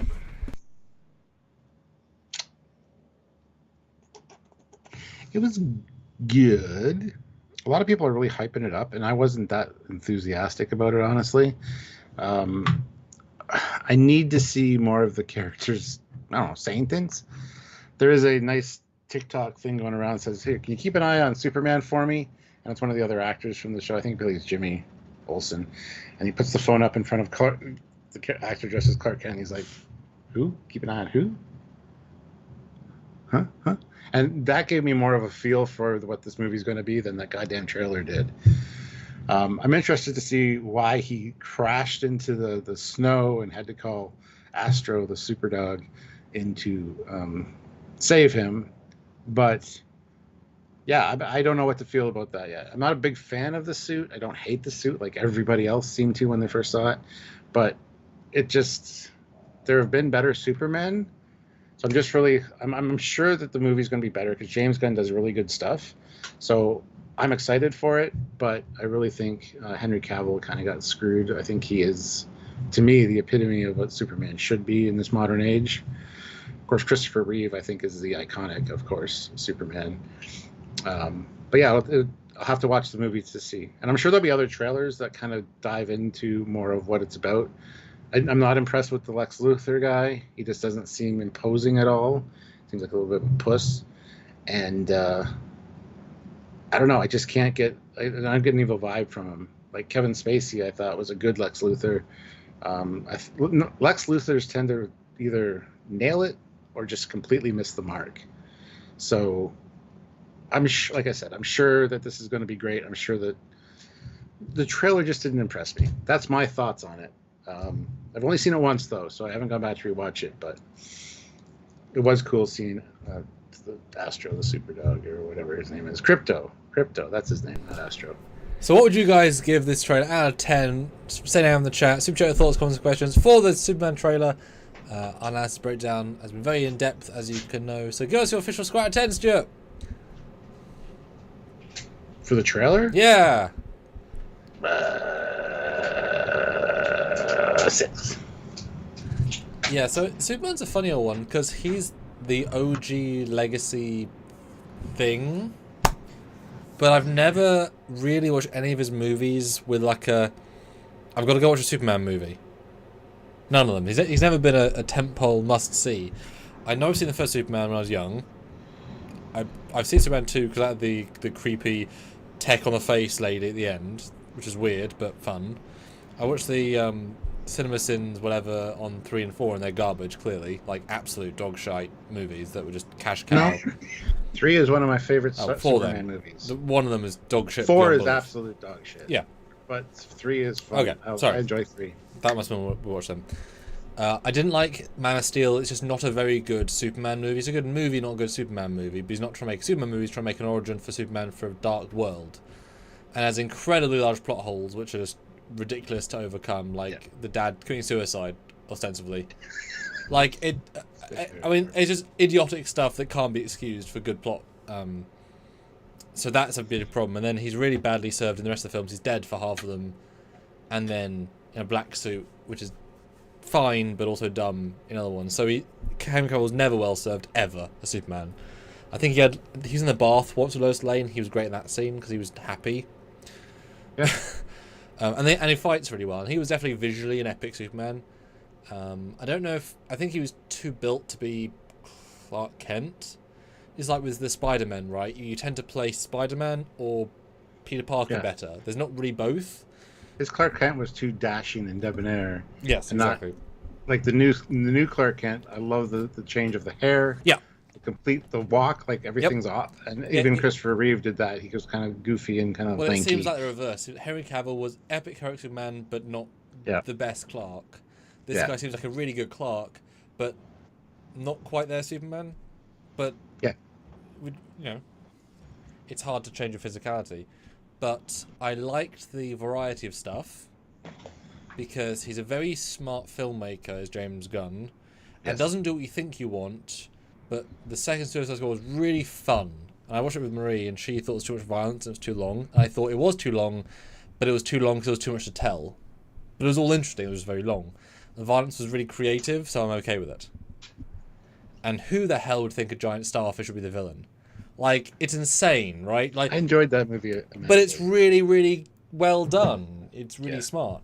But it's not what you'd think it would. So anyway, so that's a really intriguing point. The dog, I mean, I've known about the dog. Our friend Tobias Richter thought the dog, when the dog came in, he thought this film's dead because it was serious until it was stupid. He had never read a comic to know the dog was a thing. So if you don't know the dog's a thing, having a super dog is an absurd concept, but it's sort of for comic book fans more and they would know it. It's like Trek fans. There's some things that we accept that seem silly from the outset, but we're like, oh, of course. Just imagine if in like 40 years they make a Star Trek film and then they introduce this character called Badgie. Yeah.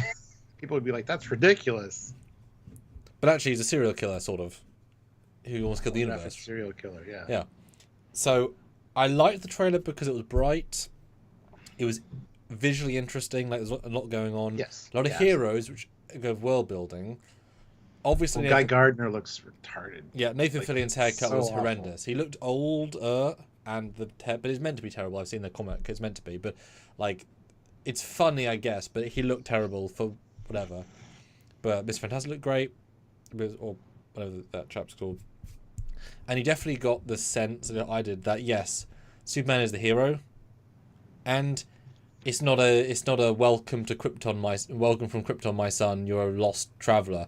Like, he already is in love with Lois, and like, yeah, let's skip all the bull. That's why part of why Tom Holland worked so well. They skipped the first 3 steps into the main. They can do stuff with him.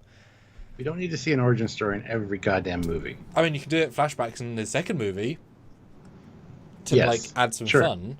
Sure. You know, do some de-aging and stuff. Yeah, so the fact that he's already with Lois, it feels like, is really good. We can skip a lot of the other bullshit and just go into because, you know, like Lois and Clark TV show is better when they're together because it adds such a crazy dynamic to the vibe.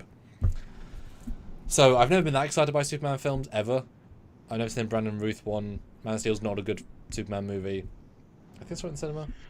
Brandon Routh I didn't mind his movie so much. He definitely they got an actor that looked and acted a lot like Christopher Reeve, and I really appreciated that. But the plot of the movie kind of falls down. I mean, the first half's not bad. The second half is kind of like, eh. Well, I've heard that's a direct sequel to the Superman. It is. Yeah, so it literally is like a continuation, which is crazy to do. It's really. It's the real Superman 3. Apparently. Yeah. So it's I think it'd be a great movie, but it depends what the hell the story is, because we can't tell from that. Yeah. But having a universe that has Green Lantern just walk up and do a thing, and Hawkgirl, which is a silly idea, like visually, but I know it from other things. Like having that much super in the world is an interesting vibe. It implies you might have to have Batman, you might be able to have this grander universe, and it shows that, like, I'm guessing that you got to do some royalty payments when you bring in all the other cast of characters. Even though you might own the character, you still have to probably pay the original creator something. Yes. So by having, even for a cameo, these other characters, it costs them physical money that for relatively little work. So having this many people is like, oh, we're building a universe. Yeah. What do you guys think?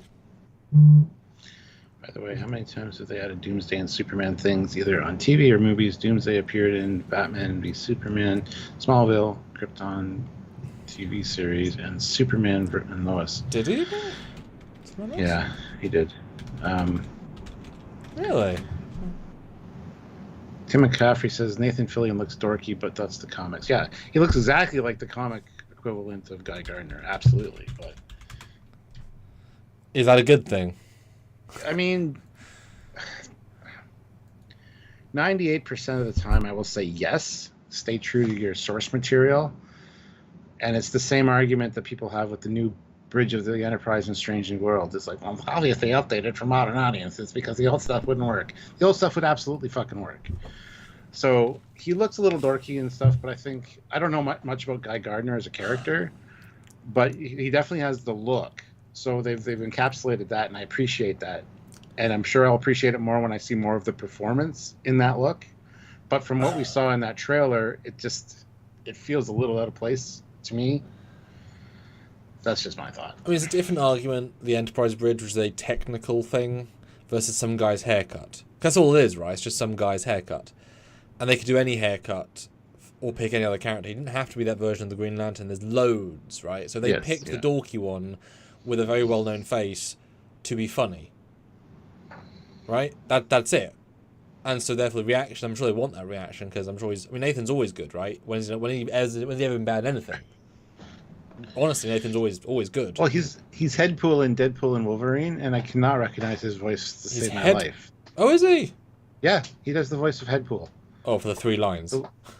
Yeah, but it doesn't sound at all like him. Like, that's a fantastic, good job on his. I've only seen it once, but yeah.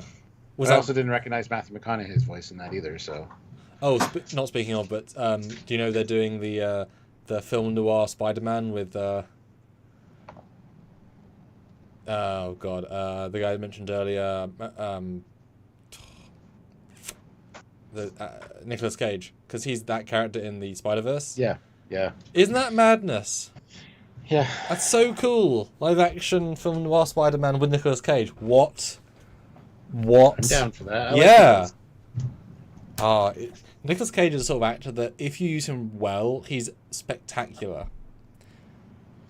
And you can make a lot of characters fit his vibe. Like, a lot of stories have an interesting main character. It can be weird like Nicolas Cage and at work, and you know, kind of a national treasure in that regard. Yeah. Classic for Real throws in $25. Oh, before I read his, though, I gotta... Oh. We have 3 minutes and 43 seconds left for 10 more $5 super chats. Super chats. 2 free shots, guys. Well, it's all free. But it's not going to happen in 3 minutes. So, anyway, Classic for Real, $25. Merry Christmas, Sam and Stuart. How about an AI Xmas Carol that's also Badgie's and Goodgie's origin story called Badge of Tritanium. Oof, gonna get putting in overtime hours after this month for these supers. Anyway, hashtag Sam Drink, hashtag Cap Drink. We appreciate you. We love you very much, because You guys help this channel keep going and get the content for everyone else. That is a truest fact of ever. You know, we make the shows on the Saturday, Sunday, whatever, for those that care, and YouTube might pay us $7 for all that work. But we do it for you guys, and those that can help, they do, and that keeps us going. Cheers.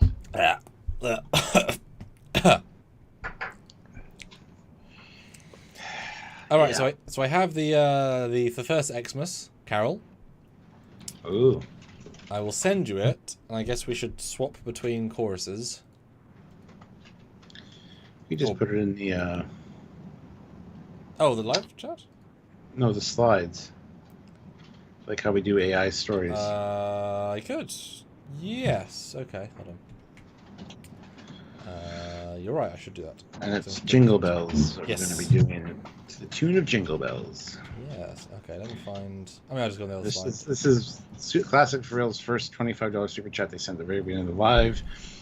It's taken a while for the AI to do its thing and Sam to push it all in and talk at the same time. Like, I got to give Sam mad props. He's wicked talented because he can like talk and look stuff up, type stuff out. He's a good.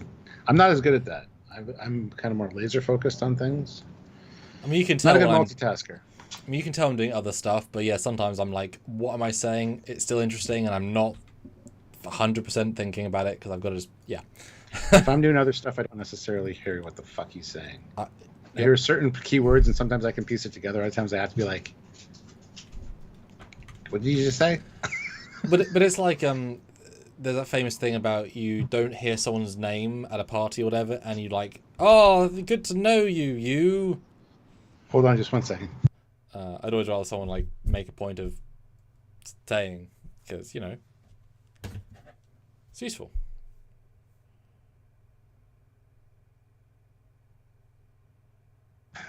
All right, so I'm back. Yes. All right. Ooh, all right. So why don't we do the first verse? Yeah, let me just make sure it is up on the... So, to re-clarify, this is based on Starbase 80, which it doesn't know what it is per se, but I told it basically what you told me in Classic for Real, and then I also included the entire Memory Alpha info dump on... which it takes and hopefully utilizes, but obviously it's still doing Christmas version, so it's still limiting itself slightly by the context of the show. Okay. Yeah, why don't you start with us? Dashing through the void in a starbase out of date. No one feels employed. The comms are second rate. Gatherers run in halls. Shops and bars galore. If you're sent here, pack your bags. This place is such a chore. Oh, Starbase 80, watch a tragic plight. Outdated tech and slovenly crew is a Starfleet fright. Oh, Starbase 80, somehow it stays afloat. Cassia Knox keeps things on track with charm and pure hope. From the Elorian race, Cassia's got the spark. She brings a bubbly grace, even in the dark. Multiversal rifts give the base new life, but outdated gear and chaos here still cut like a knife. Oh, Starbase 80, watch a tragic plight. Outdated tech and slovenly crew, it's a Starfleet fright. Oh, Starbase 80, Cassia takes the reins. She's the beacon in the station's mess through cosmic growing pains. Gatherers are rowdy. The bars are never closed. Acamarians run the joint. How it works, nobody knows. Sorry, I messed that up. But Cassia keeps on smiling. Through rifts and broken doors, she's the star of this old base that everyone adores. Oh, Starbase 80, what a tragic plight. Outdated tech and slovenly crew, it's a Starfleet fright. Oh, Starbase 80, Cassia's here to shine. Turning chaos into something new, what a charm, with a charm that's truly divine. Oh, with a charm that's truly divine. Hey, amazing. That was really good, actually. That was really good, considering. That's really good. Well done, AI. Yeah, classic for real. Good. Thank you. You might kill us all in the future, but you did a good job there. So if you have things that are starting related that we could turn into, because there's a prompt for that in the chat, we could sing your custom, you know, like you could do Garrick and Bashir, you could do Terran Empire, you could do Kirk versus Khan. Yeah, Yeah. Classic for silly real shit. says that's literally infinitely better than it has any right to be. Yeah, absolutely. I think we sold it though. I think that's why it's. I think that's why it's. We need to make a video, like edited video of that, of us doing that. Not us on screen, but like maybe get an AI to sing it because and put in some visuals. There is a way of doing that. You're right. Yeah. Beej throws yes. in $30. Spirits Beej. Yes. Gentlemen, take a shot. I am looking forward to renders and discussions of all the alt Cerritoses next year. Yes. Yes, sir. Yes. Freedom class, already done, or uploaded. That was fun. Yeah, we got a bunch of videos filmed. We need to film more, but this is the way. This is the life of Trekyards and YouTubers in general. Yeah, watch out for Stuart's face when the last slide comes on and he realizes there's so much that we both forgot, and then he's on the screen like, oh yeah! It's a nice face. I liked his face. Hold on just 1 second. I gotta help. Okay, so as we said, that was our tremendous carol written by ChatGPT. If you would like us to create another carol based on a Christmas song, but that was obviously a great formula. All right, I'm back. Sorry. With the Trek. Cheers. Thing. Oh yes. Beej upon you and your house. Not today. Or yesterday, because yes. Okay. Right, classic is the second one, so I will start working out what the hell it has to be. Do you want to do Jingle Bells again? Yeah, let's do a second Jingle Bells. Let's see what happens, and then we'll. Okay. Yeah.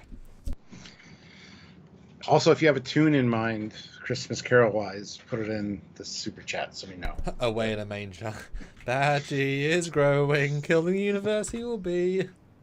He really hates his father. And really has to go pee. I don't know. Yep. Definitely the thing to go. Or use Sona AI Music Creator to actually produce that song. Yeah, you can actually create entire songs. Yeah, with the singing and everything. Yeah, actually, we should. That would be great. And just make a little video that we can put on the channel. I like that. Share it every Christmas. That was a good call out. Anyway, 59 likes, 33 people here. Hit that like button if you're just joining us. Let's try to get to 65, another 6 likes. Probably got another hour, 10, 15 minutes or so in us for this live. So anything you guys want to talk about Lower Decks related or otherwise, or just Christmas, it's kind of just turned into whatever. Discussion on many things, including Superman trailers. So let us know what you guys want to talk about, and hope you guys are having fun hanging out with us this Saturday afternoon, and yeah, or evening, depending on your locality. But I mean, some of us are in the right time zones. Other ones are just wrong. Other ones are Canadian. No.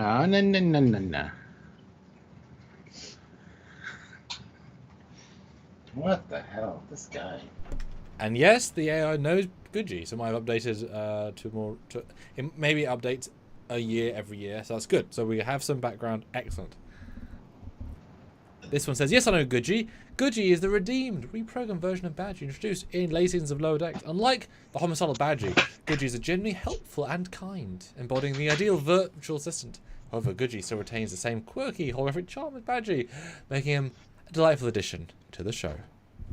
Right, let's make this. Definitely knows Gucci. Let's make this thing then. Let's do it. Sorry. Anyway, so we're at 60 likes now, which is great. All right, what do you guys want to talk about? Hopefully we do get more Lower Decks in some form. I like the idea of a miniseries or also a movie down the road, and I'm sure there will be. As we also talked about, I think it's very on brand and very likely that we will see live action versions of some of these Lower Decks characters at some point again. I would love to see a live action Tendi, live action Rutherford, Carol Freeman. Shax would be a little bit more difficult to do. He does resemble Shax, but doesn't have the same build. So I'm sure they could definitely work something out with that. Miglamo is absolutely viable to bring to life in some form with some makeup. So And I don't know about the other actors. I mean, T'Lyn, she looks like the character. All the main actors do. Rutherford's a little shorter than Rutherford should be. But I mean, hey, it's fine. They can explain that by a transporter accident. Maybe I'm a little too short. Maybe, I don't know. I don't know about Barnes, Ensign Barnes, and Billups and them. I don't know who does their voices necessarily. I don't know if they look the same, but I don't know. I would love to see something live action from them. I really wish there would have been an alternate quantum reality live action version in that episode. Would have been fantastic. The icing on the cake. That would have been the sprinkles on top of the. It would have been sprinkles in the chocolate syrup on top of the cherry that was on top of that cake.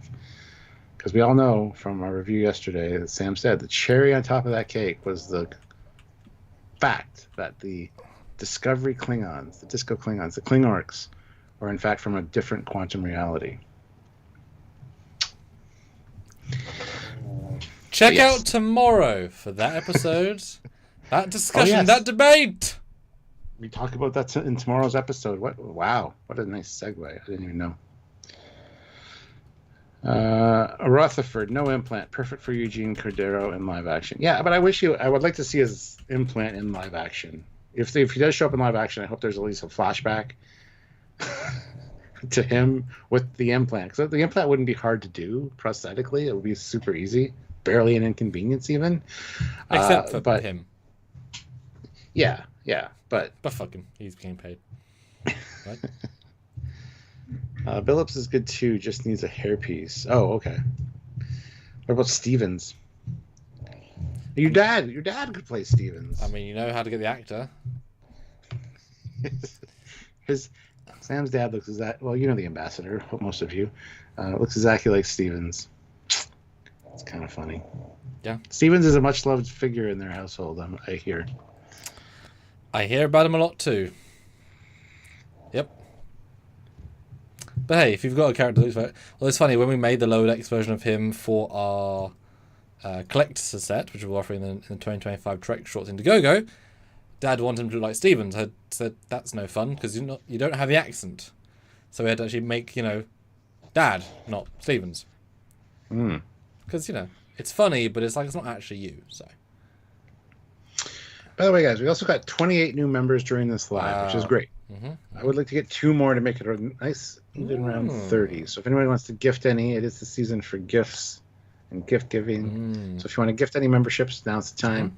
And yeah, if you want any AI or just Star Trek Christmas carols, you see it right there, $25. And it is kind of crazy. Last one was great.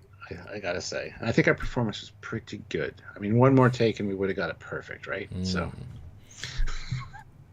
yes, okay, right. So we've got the next one. If you want to reread the super chat, so we know the context.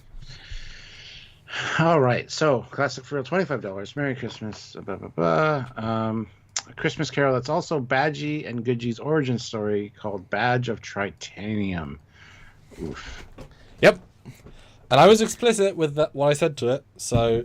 Now we've not read this, we have no idea. Stuart, be my verse number 1, I'll be chorus, but luckily it was changing, so let's see how this goes. Jingle away, take 2. Booting up today, in the holodeck I shine, Badgie's here to help. I'm cheerful all the time, but something's gone wrong. A glitch is taking hold. I've got a rage of tritanium strength. My story will unfold. Oh, Badge of Tritanium, Badgie's gone astray. What began as fun and games has turned to disarray. Oh, Badge of Tritanium, glitching through the fray. From helpful pain to villainous foul, I'm hunting you today. Rutherford, my friend, why did you let me break? I was made to guide. Now I'm something for you forsake. Wow. Through simulations vast, I plotted my revenge. Holodeck foes fell one by one. My wrath will never end. Sorry, that was not good. Badge of Tritanium vengeance burns so bright. From happy badge of lethal glitch, I'll make you feel my might. Oh, Badge of Tritanium chaos in my code. When I crash, I'll rise again. The seeds of Goodgie sowed. Redemption came to pass. My rage began to fade. Split into my better self. A Goodgie was remade. helpful, kind, and pure. I found a brand new path, but Badgie's name still haunts my core, a shadow of my wrath. Oh, from rage to hope I have grown, my purpose now restored. Goodgie stands for brighter days where kindness is the law. But lurking in the depths, Badgie's spark remains, a badge of titanium forged in strife, the echoes of my pains. We're getting to the final course. Hold on. Okay. Badge of Titanium. What a tale to tell. From murderous AI glitches wild to redemption's golden bell. Oh, Badge of Titanium, a sorry bittersweet. Goodgie shines, but deep inside, Badgie's wrath may not retreat. Dun dun dun. Retreat. Dun. That was good. Not as good as the first one. Yeah, that was dense with information that the other one was not quite dense. As yeah. Yeah, that was. I could have been streamlined a tad. Wow. But overall, pretty good. Madness. Did they get the disco retcon approved, or did they just slip it in? Well, it's not a retcon; it's a fucking fact. It's the disco verse. Despite their claims that it's the Prime Universe and everybody else, well, they say it's Prime Universe, it's fucking obviously not. So, it's not a retcon; it's a goddamn fact. Deal with it. First of all. Second of all, yes, thank you, Mike McMahon. The views expressed by the Canadian half Trekyards not represent the entire Trekyards brand. Fuck you, Sam. The comment of the single Trekyards, yes. Exactly. So Michael Williams, those are the facts, man. Suss it out. If you're one of those that believes the Discovery was Prime, I'm so sorry for your lack of understanding, but now it has been rectified, so we still love you. I will just say it adds a new data point to arguments in one direction versus other versions of other arguments in other directions. And it's very, very interesting. It's very, very interesting. And Bill Barkley asks, is Trek 4 movie still in development? Oh, he says development hell. Yes, it absolutely is in development hell. I don't know. I might see Star Trek 4 before I'm 99. Maybe, yeah. I just turned 50, so I mean, the odds are pretty good. But still, hard to say. Hard to say. Yeah. Yeah, and yeah, Donnie, I agree. I don't mind another Kelvin timeline movie. Enough times passed that it can just instantly go to the Monster Maroon era, have a refitted Enterprise, have new uniforms, just be an older crew dealing with old crew problems, a la Kirk from Wrath of Khan. Oh, I'm 50. I'm fucking 50. I don't feel like I'm old. How do you feel fucking old when you're 50 in the future? Because you've lived a life of adventure, and I haven't. I get it, but shut up, Sam. I saw you. I saw your face as I was saying the thing, and I knew what you were going to say. Sorry. You can talk now. I'm sorry. I'll mute myself. Yeah, self-flagellation. That's the important feature to remember. Okay, now I agree with him. Now everything he's saying is correct. Now he's finally making sense. Well done. Well done. So, guys, as Stuart is diatribing his own unique diatribe, we now want to, in our last hour, lower decks up a bit with ranking. A fun ranking. Sort of boozy and formal. We've got our slides ready to go. We would like you all to submit an episode of Lower Decks. We will skim and sort of have a, without watching it, but having sort of skimmed, express our feelings on how we'd rank it in the scoring. I'm interested to see where we'd go with this. I've already got season 1 and most of 2 prepped, but if you guys would like to jump to any episode in particular, classic ranking rules would be great. Have a skip around, make some, hey, you could be the guy that grabs all the S's, etc. The Weary Knight is here. Hey, we saw you the other day. Hopefully you're not as weary today. Hopefully you're feeling more rested. Welcome back. He joined. He was the ensign that joined the last live. Oh. So, okay. Welcome, Weary Knight. We told you you could rest your shield here. You could hang out, put your sword down. Yes. So I thought it said Leonidas from OTOR. I was like, oh, hello, we've got a celebrity. I heard entirely the wrong thing. Yes. Yes. Okay, so the guys, as I said, submit your choice for Lower Decks episode. There are, of course, 50. Have us talk about it. This is more of an informal, see how we feel with having just watched season finale. But we're going to start with season 1. And put in your thoughts. I'd love to know. Ooh, the Weary Knight shared a picture. One of his stickers that he could use. Emojis of the Foley class. Yes. As you should. It's great. Check our episode. It's very interesting. Welcome, sir. Welcome, welcome. All right, Stu. Episode 1, the zombie one. If you want to skim through that briefly. Oh my god. Now I actually have to do work when I'm drunk? Yes. You're an asshole. Night. Yeah, she stabs my banana, blah, blah, blah. Oh, look, those Doritos. So the Tenny's on board. Whoop-de-doo, whoop-de-doo. Oh, yeah, the farmers get sucked on by a goddamn alien thing, goo covered. Yep, zombies doing a thing. It's a good summation, right? Yes? A Horn of Truth as well in that one. I forgot about that. What was it? Maybe I missed it. Anyway, the wood versus the crystals. I mean, it's all right. That's not episode 1. That's later. Oh my god, you're right. No, that's right. Second Contact. That's what I was watching. Yeah, Wood versus Crystals, episode 2. Yeah, episode 1, we get the great introduction of everybody. Boimler's new to the ship. Tenny's new to the ship. Home of the Warp Core. The gym, which we just saw in the other episode. Barnes, nothing goes on a date. Zombie infection graphic. Little farmer, pig people. Yes. I'd give this straight out a solid A. I think this is one of the better crazy episodes. Oh, we're tier listing it. Yeah, yeah. Yeah, absolutely an A. Yeah, 100%. Yeah. It's a very solid episode. It does a lot, but the fact that it balances so much is very impressive. Episode 2, which is the Klingon guy where they go around the colony. The purple tricorder. The purple striped tricorder. Oh, maybe. Yes, purple tricorder. They go around the Klingon colony where we learn a lot about Mariner or don't. We see prime Klingons and alternate weapons, which is great to see Klingons. Also, Rutherford trying to decide where he should be. And he kills the ship really quickly, which is fun. Yeah. The Borg fighting thing, which was a cool trailer bait. The start of the animated series crossover with the Alien, which is great. Andorians for the first time ever, again. Stereotypical Ferengi, but not because he was working with Mariner. Papa Bear, yeah. Good build up and payoff there.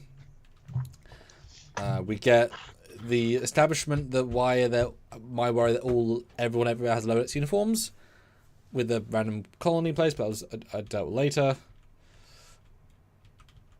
And then the great end as well. Probably a B for me. Yeah, I was thinking solid B. It doesn't quite hit A, but it's a very... Yeah.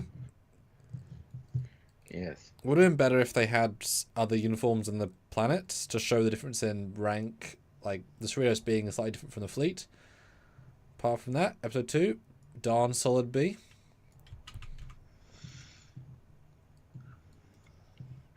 Episode 3. Temporal Edict. Buffer time / Crystals versus. Yes. Yeah, this is buffer time. This is the wood versus crystals. Sorry. So where Mariner and Ransom. Thank you. Get stuck in a thing in a prison. She stabs him and then fights a big dude. Well, he stabs her. Yes. Sorry, that's what I meant to say. Yeah. Also, Mariner's in the brig. Oh no, Boyle's in the brig. Who's in the brig? Oh, Boyle's in the brig. Okay. Yeah. Buffer time, just the concept.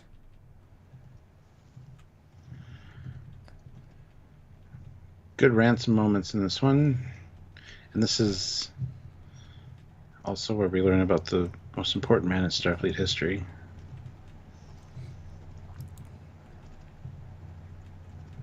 Or do we? Yep. Yeah.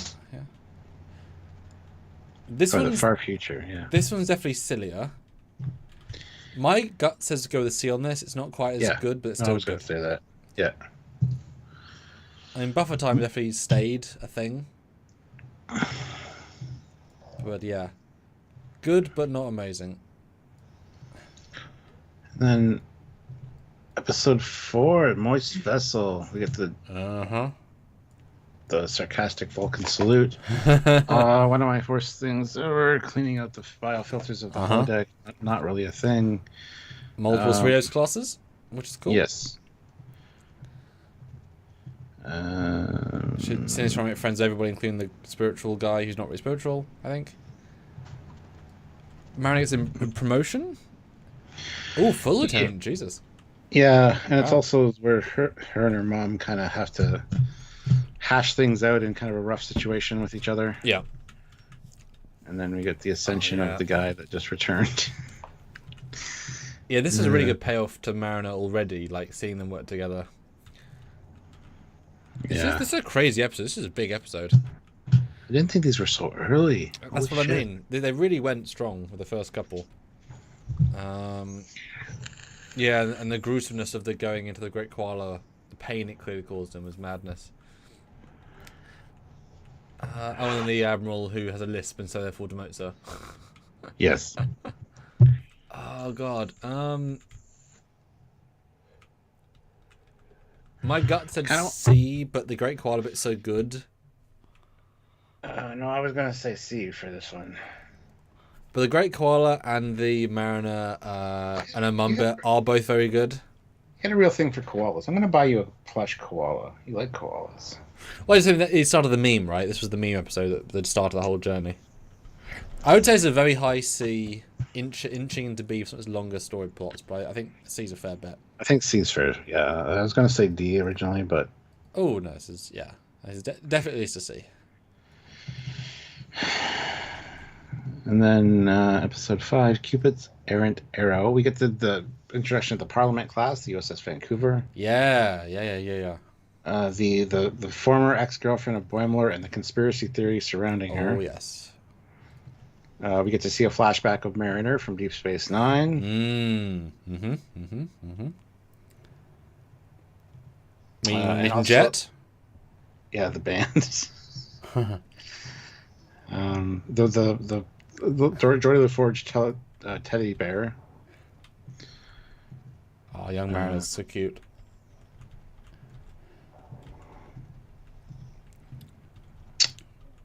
Can't remember how this ends with his girlfriend. There's a parasite thing. Yeah, exactly. Who's making him irresistible to ladies or her. Yeah.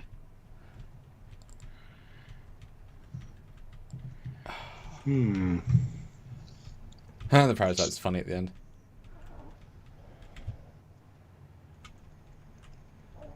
I mean, it looks epic from re-scanning it. Yeah, the last third is crazy. Oh yeah, I remember there's a Astra or something going to go to a planet, and they're like, oh, you can't destroy our home. Oh, 100 people are on it. Oh, me and my wife. What? Yeah, we're rich, and this is our home, and we... Oh, fuck it, just destroy the home then. We'll save the planet with 1 billion people, not your home with 2. What are you on about? Yeah.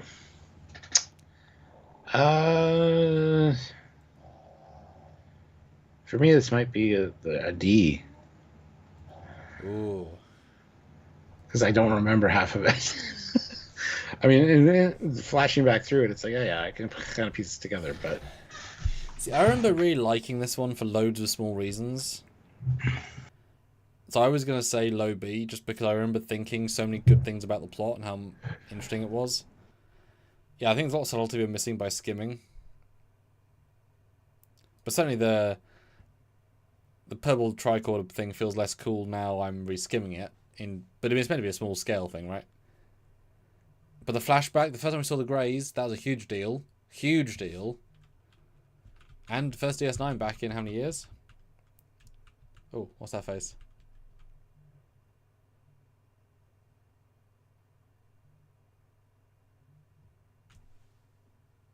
Oh, see? You didn't hear anything I said. So all this shows is that I'm drunk and you're sober because I don't want to do this. And you're like all professional and like doing your thing, and it's like, See, it is. Perfect. And then episode 6, Temporal Provocations. What is this one? Oh, this is with Martok, but not Gowron. It's Badgie. Hidely ho, Badgerino. Yeah, Badgie. Oh, yes, not Martok. Who's the guy? Oh, it's Delta, the other team. The other. Is it Delta ship? There we go. Yeah. And then he plugs himself in and makes a giant "I hate the universe" thing. Badgie almost kills Rutherford in the holodeck. The guy gets promoted for saving the day, but he didn't. And he gets to go on a famous ship. But did he on Titan? I think he might have gone on Titan at the end. Because they reference it. Oh, this is also Tendy's dog, the cube dog. Oh, at the start of the dog. Yeah. Because the dog's paid off in the episode with the hospital thing. I think I like the Badgie subplot more now, having seen the entire arc. But I'm rewatching the guy's purple monster thing. That's not as impressive as it was the first time, I think. It's not quite as strong. Like, that hasn't... I didn't remember that, but I remember the Badgie stuff. What do you guys think? Bill, I mean, we're originally on Amazon, but, you know, check out CBS All Access and such. No, that's been gone for years. Paramount Plus. That's the words. Yeah, it wouldn't be on YouTube, that's free.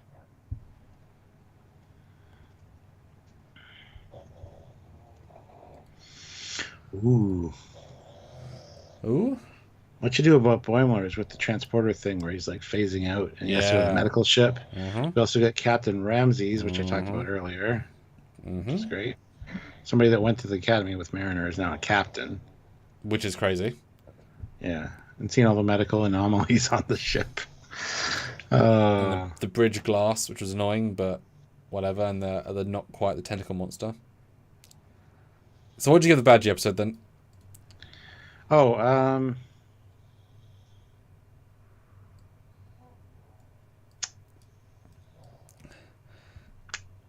yep. Probably a B.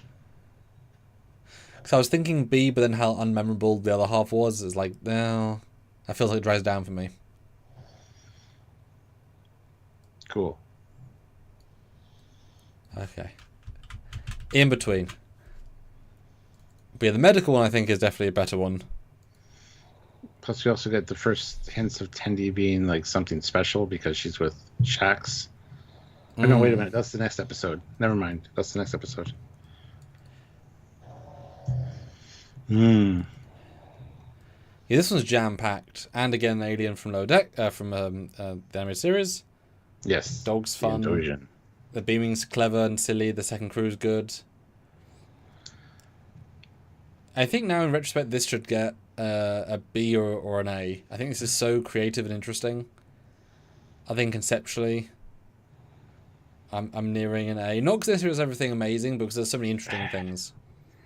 Yeah, I'm fine with an A. I'm looking at the last half of the episode here. The Windows thing is annoying, I gotta say. Yeah. I'll put mostly A, but a little bit dipping into B. Sure. And then we've got the one with the museum and the Gorn wedding and... Yes, Veritas. Yes. And yeah, this is the first hint of... This is the Horn of Truth one. This is the one with 10... Oh, this is the first one with the Clickets. Yep. Yeah. And the Romulan neutral zone thing and the everyone's own story. Every single cutaway from Rutherford is excellent. Every single choice there was beautiful. The black bars of the secret people makes no sense, but it's hilarious. The Romulan bird of prey and the Romulan pterodactyls. It's got a warp sled and a Gorn marriage in it, which is great. Q, actual Q. I mean, this is obviously an S, right? I mean, that cool. Yes, absolutely. Cool shit. I mean, that's. Yeah. So much love in that one. Oh, I need to rewatch these. I forgot how good these were. Mm-hmm. And then episode 9, Crisis Point 1. One of my favorites. Which has the really poignant double Mariner sequence where you learn a lot about her and, you know, literally has to fight herself. And it's super graphic, and I still remember disliking that. But really incredible when you... Vindicta. Yeah. Miglamo. Oh, yeah, Orion, the movie. Slave Girl Tendi. And then literally the whole day watching a movie. Yeah, setting up the black bars on the top and the bottom to be cinematic, having to step over them. That's great. And you got the alternate version of our characters, but not. Because she doesn't like them. Kind of. Oh, wow. Wow, Rance gets killed. Jesus. Borg, kind of. And Yeah, this is S. This is S tier. and this crashes and... Yep. Yeah, I think this feels better now the whole season's come out. Because the ambition is incredibly big and it's really visually interesting. Yeah, I think it has to be an S in those criterion. Can't hear you again. I said thank you, Starship Krakatoa. You guys are awesome. Thank you. We appreciate that. Thank you very much.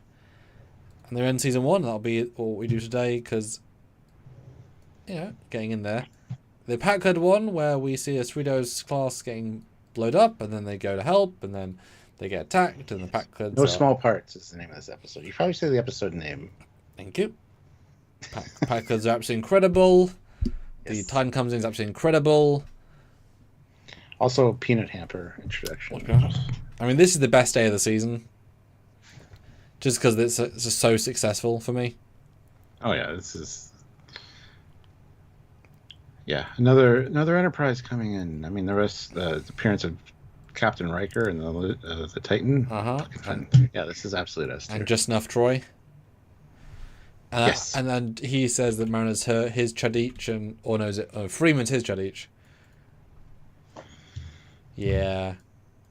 So that's our skim ranking of season 1. We've got 3 C's, 1 C plus, 1 B, 1 A, 1 A minus, and 3 S's.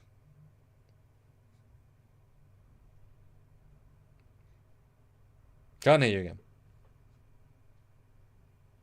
All I said was yeah. So basically what we're saying is when they're great, they're fantastic. But there's also quite a lot of pretty good. Yes. Yeah. I'm going to go back and look at our scores from the season 1, but we'll do that in another live, I'm sure. Yeah. Do you guys agree? Do you not agree? Because now I do find in the whole season or the whole franchise, sort of like knowing how far they can go makes you appreciate where they went sometimes. You know? Those first 3. Yeah. Cool.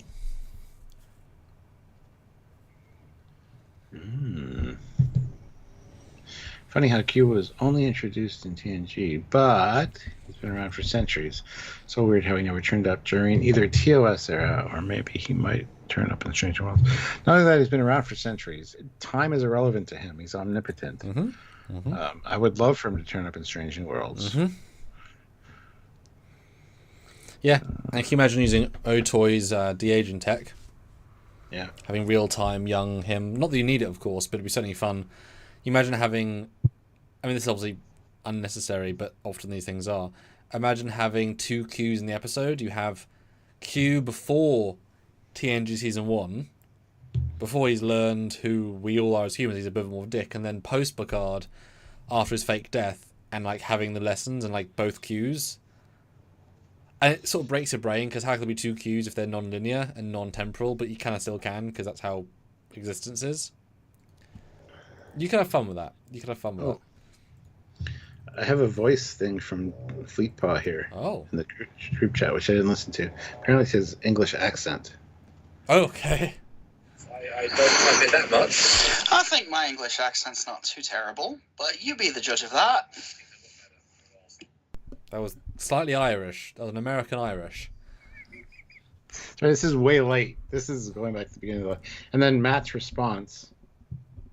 Well, if we're being honest, Mr. Fleetpaw, sir, your accent is sounding a bit on the Irish side of things. That was much more Irish. Wow. They're probably not even here for this now. I mean, Fleetpaw might be, but I doubt Matt's still here. He's never here. Matt.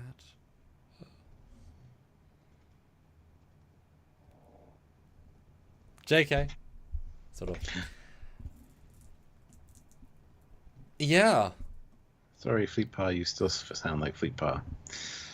Thank you, Classic For Real. You're the one constant in our universe lately, Classic For Real, so... Yeah.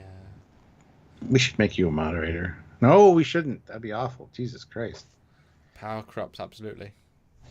I keep forgetting what he does to us on a regular basis when it comes to bumping things up. Brainforce Ship is like in a Star Wars fucking tier list at the moment because it's been bumped up so far. Dear me. But it's in the F category of the Star Wars, though. Because it only gets bumped up so far, right? And the next one is the F. I mean, we have got like 25 slide pages, so I guess in theory they could bump it up into the... So at some point it's going to be the best... So at some point the Rainforest will be the best Star Wars movie, or be the best TNG Best character in Star Wars. The worst holiday special, like it'll just keep changing.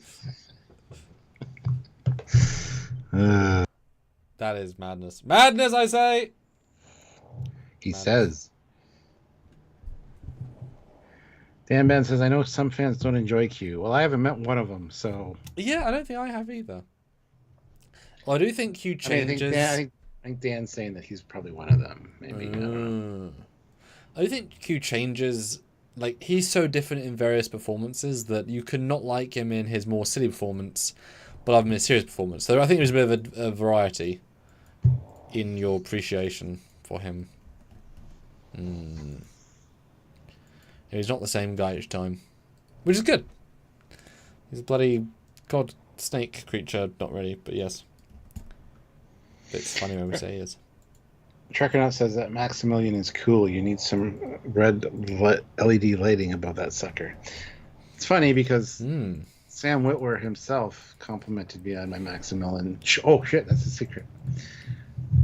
And one of the Hagermans, not Dan, the other one. What's his name? His name is not Kevin? Dan. His mum said, "Your name is Dan. Your name is not Dan." There we go. Birthed you both. So not Dan Hagerman complimented me on my Bubo.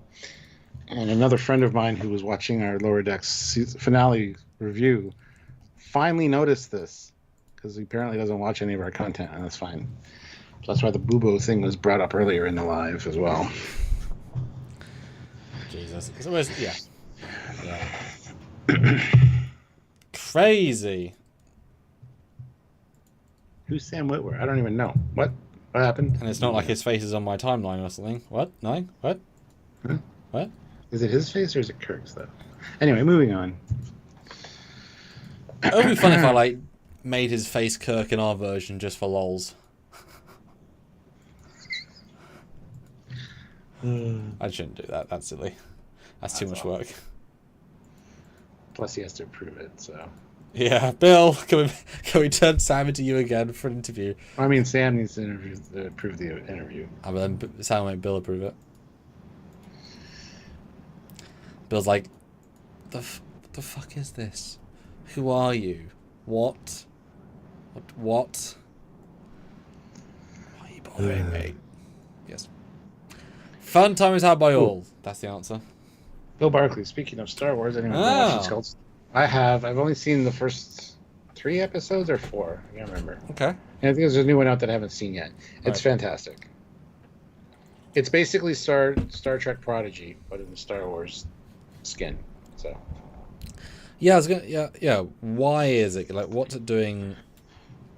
What is it doing that's good? Everything. Oh, right. It's definitely, it's like one of these Steven Spielberg's 80s movies where the kids are the kind of the empowered ones, and they go on this crazy adventure, and you meet some interesting characters along the way, and it feels fun. There's some really good references in there. I don't want to give anything away for anybody.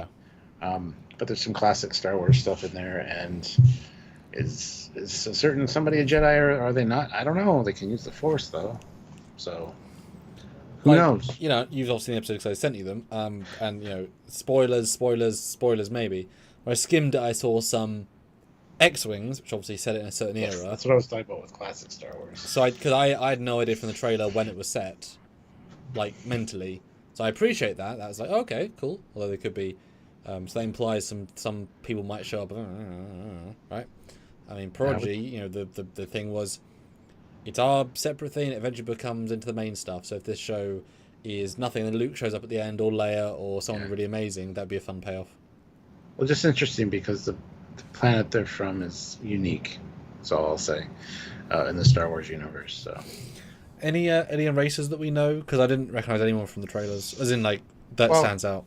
The one kid looks like an elephant, but apparently it's not the same species as Max Rebo. Yes, I heard that too. Other than that, not really. I mean, just humans, because there's humans in the Star Wars galaxy apparently. But anyway, no Rhodians or Nemoidians or. Yeah, there are some. We get there, but initially, not so much. But yes, I like Rhodians. I like Nemoidians. What is a Nemoidian Jedi? McClunky. Oh, George. Okay, classic for real. Oh! $40 super chat. Oh, God. Both of you don't sound sober, so let's make it worse. Hashtag Sam drinks, hashtag Cap drinks, hashtag bump up the rainforest ship, hashtag Commander Knox uniform, hashtag still take a drink, Sam, hashtag you owe me 3 bullet ranking, Sam, haha, I have proof. Wow. Hashtag fill up the character count. Hashtag $40 worth. Wow. I'm going to have a drink for that. Okay. Woo. Classic for me. I have an idea. He has an idea. Oh my God.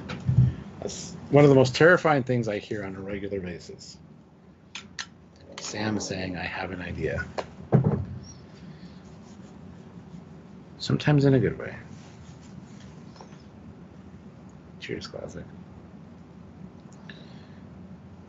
It is set in the Mandoverse of shows. There's no such thing as the Mandoverse, so I don't know what you're talking about, Dan. Yeah, the werewolf guy. There is a werewolf guy like you see in the bar in the cantina from Star Wars. So yeah, Skeleton Crew is great. I'm enjoying it quite a bit.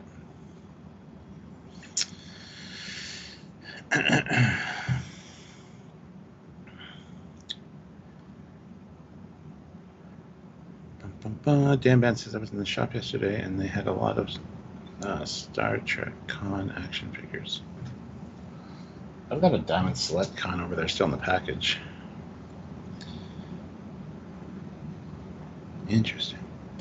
Which shop? I think you mean store, but which shop were you in? In the trailers, you can't see an Ithorian on the planet. Don't know what an Ithorian is. So, anyhow, yeah, Skeleton Crew's fun. I would suggest checking it out if you haven't. 67 likes is also fun, but you know what would be better and funner? 70 likes. That's 3 more.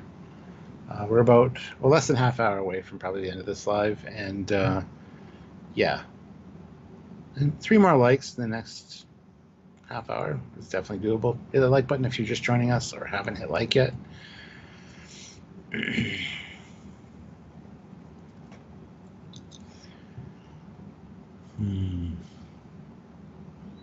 Oh, it was HMV, yeah. They sell DVDs and Blu-rays and other merchandise now. They kind of always have. Maybe back in the 80s it was strictly just music, but yeah. We have HMV here, so cool. Yeah, HMV is very much a pop culture kind of store, so I'm glad it survived, because it's physical media is not dead and should not be dead, because I like to start on that discussion. Yeah, you know, I really like my 4K Blu-rays, and every single year for my birthday, Christmas, and anniversary, I ask for them, and I get them. It's always super fun. I say this every year. My trick, my thing is I give each person who's going to give me presents, let's say 5 options, knowing they might get me 1, 2, or 3, depending on pricing and costing or whatever. And by giving 5 or 6, then I'm always going to get something I want, but I don't know what. And you often try and outthink them as like, oh, they won't get me this. Do you ever get surprised to get something you didn't ask for? Oh yeah, for sure. Okay. It's just that's the safe list, right? In the old days, it used to be stuff I didn't want, and it's like, oh, cool. But now at least they have the ability to get me stuff I want, and always a win, right? Yep. But yes, you're right, absolutely. But that's always a good safe list. All right, so I just made a new AI song. Oh, good. I like it. I was just thinking about that, actually. I was thinking, how could we change Classic for Real's last super chat into a song? Just make it full of hashtags. You'll never guess what I did. Same thing I just said. Somewhat, yes. See? Fuck, we think alike. Wow. Oh my god, that's scary. I want to go to sleep. Not wake up again. What? Huh? What? Alright, so we're going to be doing another song, apparently. Yes. Christmas Carol. I do a lot more custom stuff in there. And I have no idea the quality of what it's going to say, okay? But what can I say except you're welcome? Thank you. Okay, read out the initial text. Here's a jolly Jingle Bells style carol celebrating Classic for Real and his delightful contributions to the Trekyards YouTube channel. Classics Christmas Cheers is what it's called. Yep. Indeed, Sure, it's indeed. visible. Okay, are you ready, Stuart? I am. Go for it. Streaming through the night, the Trekyards team's alive, ranking Trek's best ships on a fun-filled ranking live. Then Classic for Real appears with chats that make you smile, random jokes and niche requests. He's got a quirky style. Oh, classics chats, classics laughs, cheering up the stream. Silly ships and unknown pics, it's like a Trekkie's dream. Oh, classics chats, classics laughs, filling up our hearts. From Spock to random Romulan, he turns rankings into an art. Super chats pour in. Classics on a roll. Rank this unseen alien ship from an episode no one knows. Wow. He's also full of fun. His kindness never ends. Supporting Trekyards every stream and laughing with his friends. Oh, classics chats, classics jokes, always make us grin. Throwing us as curveball picks, the reels, treks, funs begins. Oh, classics cheers, classics heart, generous and bright. With every joke and super chat, he makes our live streams light. We're not done yet. I know, trying to move it up. He started these Trek carols with chat GPTs in tow, creating songs of starships and to set the holiday aglow. So here's to Classic for Real, for all the joy you bring in Trekyard streams. Your joyful vibe will always make us sing. Oh, classics chats, classics last fueling holiday cheer. Through silly jokes and ranking quirks, we're glad you're always here. Oh, classics chats, classics fun, the Trek Club's never done. With super chats and each request, you make the streams more fun. McClunkey. And God bless us, everyone. That was a good epilogue right there. And there we go. Your Christmas cheer has now been enhanced. Damn it, says I got the new Babylon 5 animated movie from HMV on Blu-ray. I have still not seen that. Have you seen it, Sam? I assume you have. I bought it on day one. I've still not seen it, and I feel a bit embarrassed. Yeah, me too. I haven't seen it yet. I really like the idea, but I just never got around to watching it. Hey, I put in money to buy it. I showed them my support. That's the main thing, right? Yes, actually. It's important to buy the physical media. Yeah. Okay, classic for real, $10. Damn, that deserves another super. And another drink. Hashtag Sam drink, hashtag Cap drink. P.S. I paid $40. Where's my uniform? Oh, yeah. Oh, my God. I thought No, it it's was fine. 50 for uniform change. No, it lowered for the last one because I was being generous to the Holy Spirit. I want a Commander Knox cosplay. So we need an Enterprise... Oh, okay. Yeah, I An can... Enterprise jumpsuit. It's got to be unzipped. Gotta show some cleavage. You have to have Elorian wisdom. Can you do it? Got afro. Can you do it? I'm not cool enough for all of that. But actually, as I teased this at the previous live, I did get a new Enterprise jumpsuit from Kozamart, the high quality one. Never put it on. Now I can put it on and see how it fits. So, actually, cool. All right, back in a mo. Just go out of the big box. It'll take me a minute, but I'll put you live on the phone so I can hear. Cool. And we have 69 likes, which I think Trek or Not prophesied in the beginning that they wanted to get us to 69 likes. So Sam and I could do 69. So we're 69 likes. Can we get another 1 like to get to 70? It's up to you guys to decide. 28 new members as well. I'd like to get 2 more members to the channel joining. That'd be awesome. Or gifted memberships as well. 30 would be awesome. Nice round number. Trek or Not. Oh, sorry. Bill Barkley first says the Babylon 5 movie is actually okay. It's not a ringing endorsement, though, Bill. Classic for Real says, if you can't, I'll settle for a Lower Decks uniform. Or that. Giggity. I think Classic for Real is a little too excited for this one, but we'll see what Sam comes back with. I personally don't know, so... anyway. Oh, we hit 70 likes. Thank you to ever hit like. I appreciate that.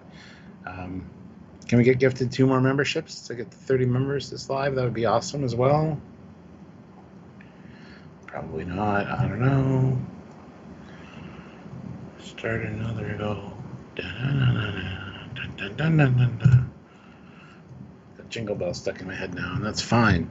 Because all of the versions of Jingle Bells, all 3 that we've sang today, have been amazing. So, again, thank you, Classic, for real, for that. I'm going to make my last drink here, I think. Because we're 20 minutes away from our closeout here.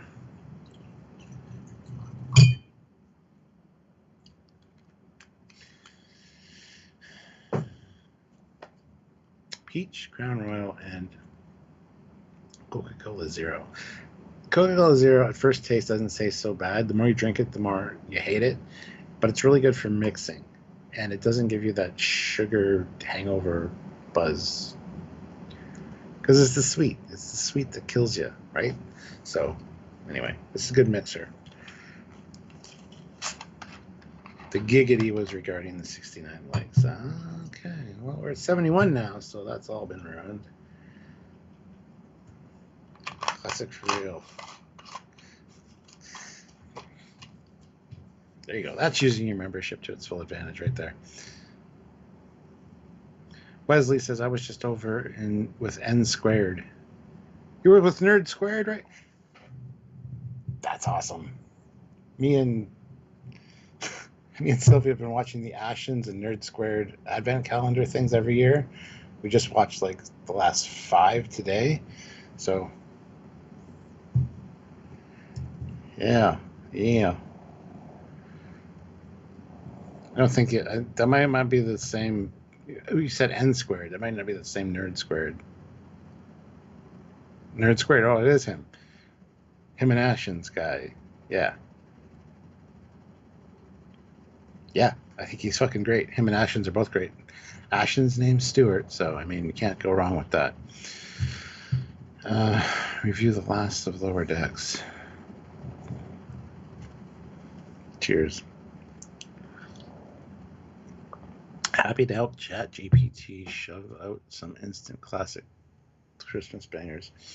No, those were fun. Those were to me, one of the first, one of the best parts of this live is those Christmas carols we did. So, oh look at him. Look at Mr. Boiler Suit, as he would say. All right, yeah, you go. So is the new one. Where's that from? Cosmart. It's the expensive one. I want to get that. I like that uniform. Yeah, so it's a very like very different fabric. But yeah, how does it look? I don't know if it fitted right or not. It looks good. I mean, it looks like it fits you fine. Something about it feels off. I don't know what. The color's a little off. First of all, I mean, you're seeing it through the. Yeah. Yeah, it's not as dark a blue, but. Teal's great though. Or the teal with the stripe. That's obviously as good as it's going to be. It's not ideal, but yeah. I like that a lot. That's one of my favorite uniforms, just for comfort. I like mechanics outfits. Mechanic suits. Yeah, this is their, I think, second most expensive costume because it's obviously a full jumpsuit. And like it's thick fabric and a lot of zips. Are they real pockets? No, that is nothing. Wrong color though. You need gold. Come on. Gold? But why? Yellow. But why? Because command. But science. But command. You're a commander. You're my first officer. I insist you be in gold. A boiler suit. Yeah, that's like boiler suit. Sure. Oh my. Yes. Oh my. But the advantage of a blue is that you might be able to turn this blue into other colours for fan film work. Because you can't turn orange or gold into other colours, because that is this. We have that in our skin. There's multiple versions of uniforms that I've used in fan films where we only have one uniform, but because it's blue, I was able to change other colours. Like my dad in this recent fan film, he's actually wearing a blue uniform, but he's in the film in gold because he had to be, but he didn't have gold. So, can you tell? No, you can't. That's good. I that's one of the uniforms I want. So. Oh. Give it a look. Give it a look. No, please don't, Classic, for real. Don't remind me of Commander Deanna Troi. I realize she's not in gold, but do I care? Not so much. Yes. She's also not in red, which is command in TNG. It's complicated. I love that they switched it from red shirts being like expendable, like security, to command being red. Yes. Fuck you guys. We're switching this. Yeah, but I didn't know why Gene changed that. Because it's a distinct choice. Red looks better. Like that wine color, that kind of maroon color that they use, looks really good. I think it's tying to. I think the change was the Monster Maroons. And then after that, all the command colors were the maroon color. Even though everybody wore that, and it's the turtleneck that defined their department. But still, I think that's because it looks so sharp on screen. I don't know. Personally, that's what I think. But it's very mildly annoying is that you always a convention is always red. Everyone's always in red. So it's nice to be on blue in any of the variants. Represent the other divisions. We do be trying. We do the hard Starfleet work. I would not be caught dead in a blue Starfleet uniform of any color. Of any era, I mean.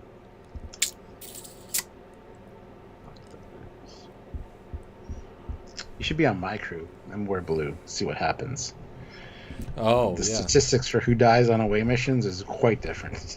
The slant is entirely. Yeah. Oh. Basically, you hate scientists or You have one doctor and they just keep getting killed. Well, if they're a good doctor and they take care of me, they're treated well. Am I the Mirror Universe Terran Empire Steward because of the beard? Sounding it. I mean, Who knows? All the aggression. I mean, the old implied murder. Classic for Real says, "Oh my God, this says a lot. I'm too young to have seen TNG in original Air Order, so for the longest time I thought she changed into the blue science division uniform from passing the commander tier. No, well, she's a psychiatrist. She's in medical. That's her color. Her dresses were always that kind of color, except for the gray one that had like a burgundy kind of collar. But yeah, she was definitely a medical. So science. Yeah, I mean, you have commanders who are medical people, who are science people. You know, I mean, one of those odd things you never see, and in fact, Dan's mentioned it vaguely. Like, if you were okay, and then, in fact, okay, TNG after Relics, right?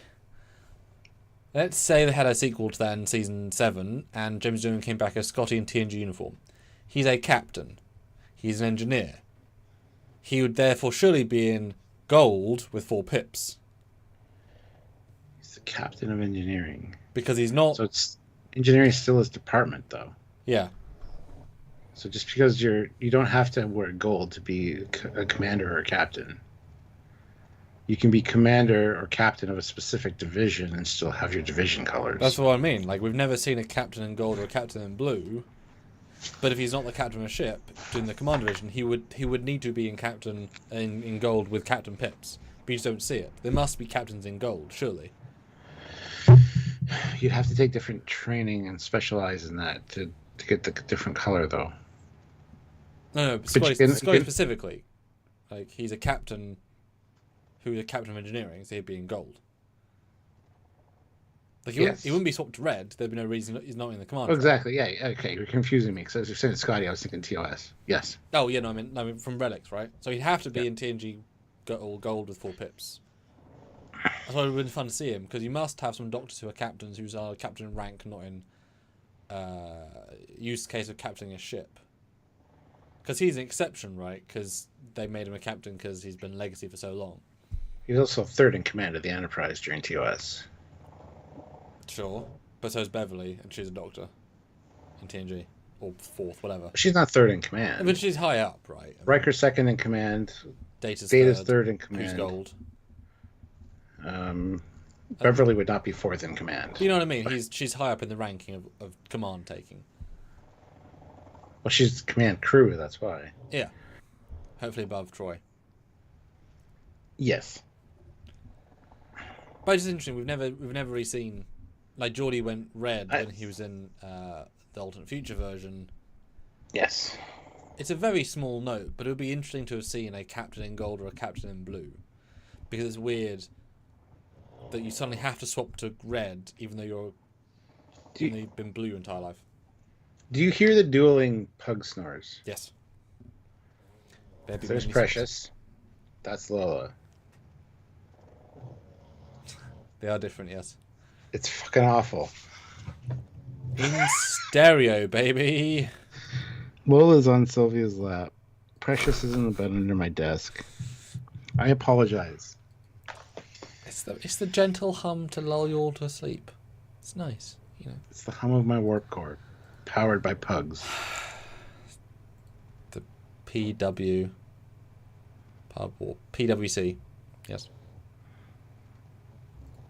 That's the Public Works Commission, PWC. But pug warp core, sure. You're welcome. Wow. Dear me. I've never had a more fun time. Yeah. Can't you tell? Why do you think we've never seen a captain in blue or gold? Captain rank.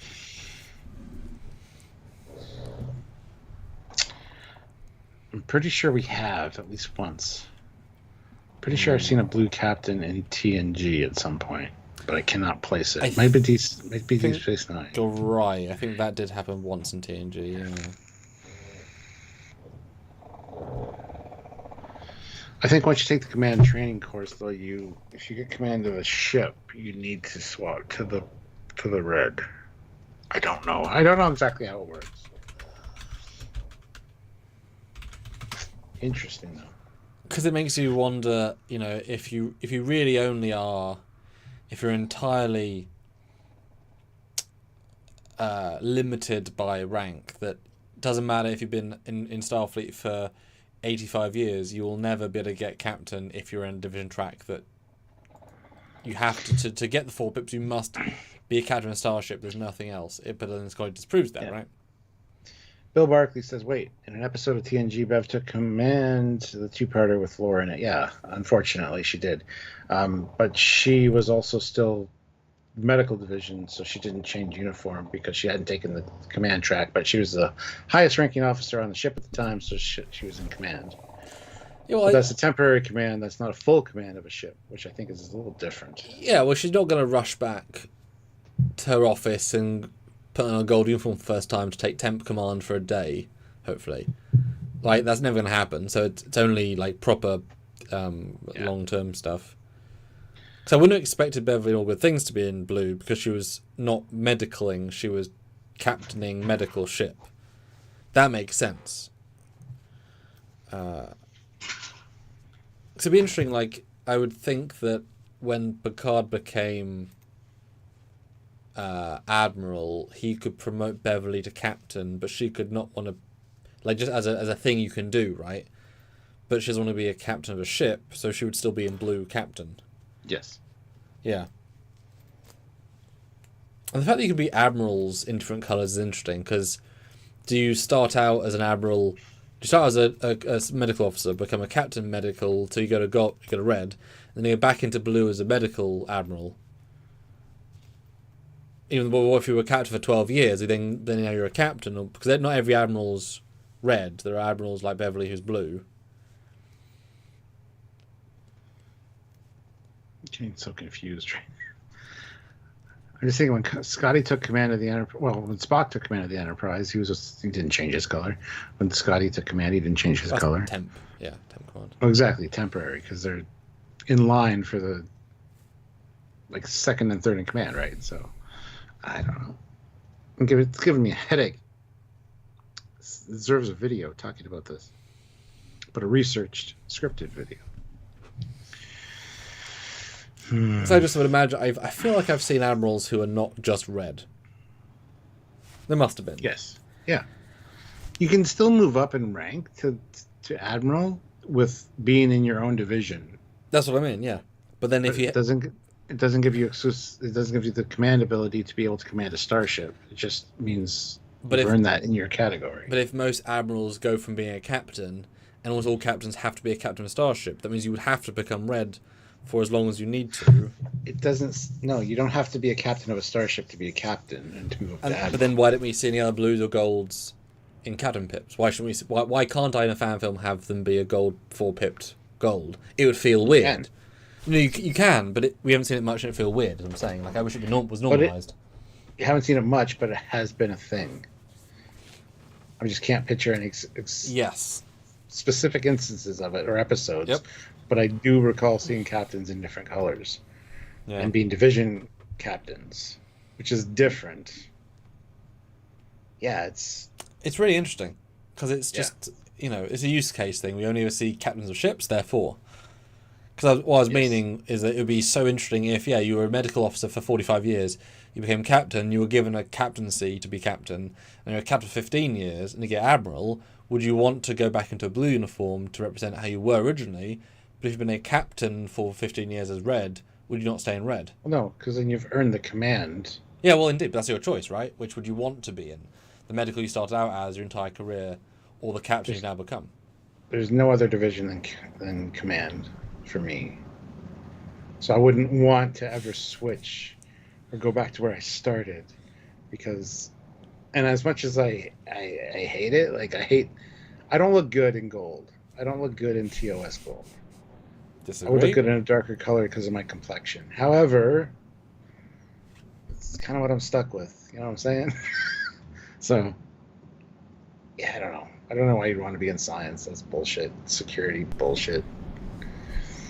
Engineering. Literally doing all the hard work of every ship. But I know, but I want to be in command and tell those people what to do. And not necessarily take their advice when they offer it. And the joys of being in command. Oh, yes. He knows what he wants. Anyway. Any final super chats? Any final hellos? Yeah, I mean, 71 likes, which is great. Can we get up to 75, though, for the last little bit? And yeah, we're going to be closing down in a few minutes here. So any last super chats, now's the time to drop them in. Anything you want to tell us? Any holiday wishes you'd like to give to us? Or the Trekyardians that are here. We appreciate all you guys that are stuck around or just tuned in. Yes. Yeah. Very lovely to see you all, to interact with you all for a whole year. It's been a hell of a ride. Our 10th year, yeah. We're moving on from our decades-long celebration to decade point one. Other pastures, as it were. Yeah. And, you know, there's probably going to be another live with me and Marie, maybe with Stuart, in the between Christmas and New Year's to celebrate. Between time.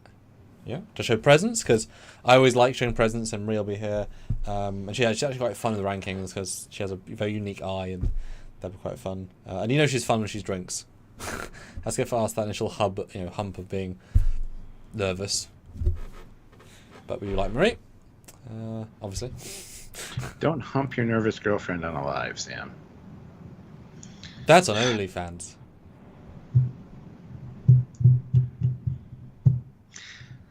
In that medium, I get to be a captain. And only that medium, because other mediums, I'm forced to not be promoted. I've promoted you many times over the years. Well, ironically, sometimes the Admiral, sometimes the Emperor. I was Emperor very recently. It's true. You haven't seen that yet, necessarily. No account today. Mirroring yours, right? Yep. Well, there you go. He is, in fact, the Emperor. All hail the Emperor. I bow and scrape before thee. And we don't prep those intros, so like seeing his reaction to where and vice versa is like, oh, okay, we're gonna run with that. And we never second take the intro. It always is what it is. I wouldn't say never. 2% of the time, I float. Oh no, less than that. Like 1 out of every 100. Yeah. Yeah, it's almost very nothing. Yeah. It's very naturalistic the way we do things. Yeah. So. But yeah, yeah. I just want to take this time to say Merry Christmas, everybody. Have a happy, safe holiday season, Yes. no matter what you celebrate, and a new year as well. Between now and January is innocuous as far as my life goes. I'm back on the clock as far as like January 2nd, but we'll see. We'll see what happens. On the personal channel, I do want to have a live discussion about Christmas movies in general. A lot of thoughts on those, so tune in for that if you can. But yeah, 100%. Yeah. And thanks for all the love for Lodex this live as well. Very nice to talk about it and celebrate it, and yeah, bits and bobs. And Classic for Real throws in $2, which will be the last super chat. Unless somebody wants to super chat, snipe him. Dying already. Merry Christmas and happy 2025. Thank you. Yeah, same to you guys, for sure. And to finish out the poll, 83 votes. Which season of Lodex is your favourite? And this has been a really nail-biter of a poll. The winner of these 4 that we could do. Season 5, the final season, is now the winner at 34%. The second best being 25%. The third best being season 4, 22%, and the least favourite at 19%. Interesting. Okay, I disagree. That's recent memory talking, because season 5 has not been great as a whole. As a cohesive season, it had some stumbles. Go back and watch our reviews. Other seasons are way more on their A game, in my opinion. Yeah, I feel like season 5 would have a couple of Ds, a couple of Bs, and a couple of S's. Be a bit more, yeah. That'd be interesting. Literally a couple of S's, yes. The rest are not S's. You might even dip down to the D. There's no F's, obviously, in any of Lower Decks, I don't think. But Merlost, recency bias, yes. Yeah, absolutely. I mean, we had to obviously think back, and we can't remember the nuances of all the seasons. It's all, it's fair enough, and it would be so interesting to do a full. I mean, if Lodex is more popular, of course, we do it more quickly. But a full franchise rewatch and like re-review. If this is a viral thing, if you do like 3 episodes in a live, like rewatch it, do it. That'd be really fun. Get through the whole franchise, because Prodigy's 40, Lodex is 50, but they're more split, and you can watch them as 3 in a batch, and it's fine. Yeah. All right, guys. I think we'll call it there. 73 likes is great. Try to hit Yes. that like button if you're just hearing this and it's after the fact, or you're watching much later. Let's get up to 100. I was going to say 75, but I'm going to make it 100. Yes. And we will see you with our content coming out over the next few days and weeks and lives. We'll do some more lives, don't worry. We'll be here. And if you all comment on our video tomorrow about the Discovery Klingon reveal, that will help the analytics. So give that a comment. It'll help. Just saying. All 23 comments would be good. But yes, thank you all. Merry Christmas. And share. Merry Christmas and New Year. Happy holidays. Enjoy. Hope you have good presents. Hope you have good rest. Hope you like your parents. Hope you don't. Hope you like your family. Hope you don't. All the different things. Whichever works for you. That's right. So until next time, he is Commander Cock. Hey, it's Captain Foley. We are Trekyards. We are. Thank you for a great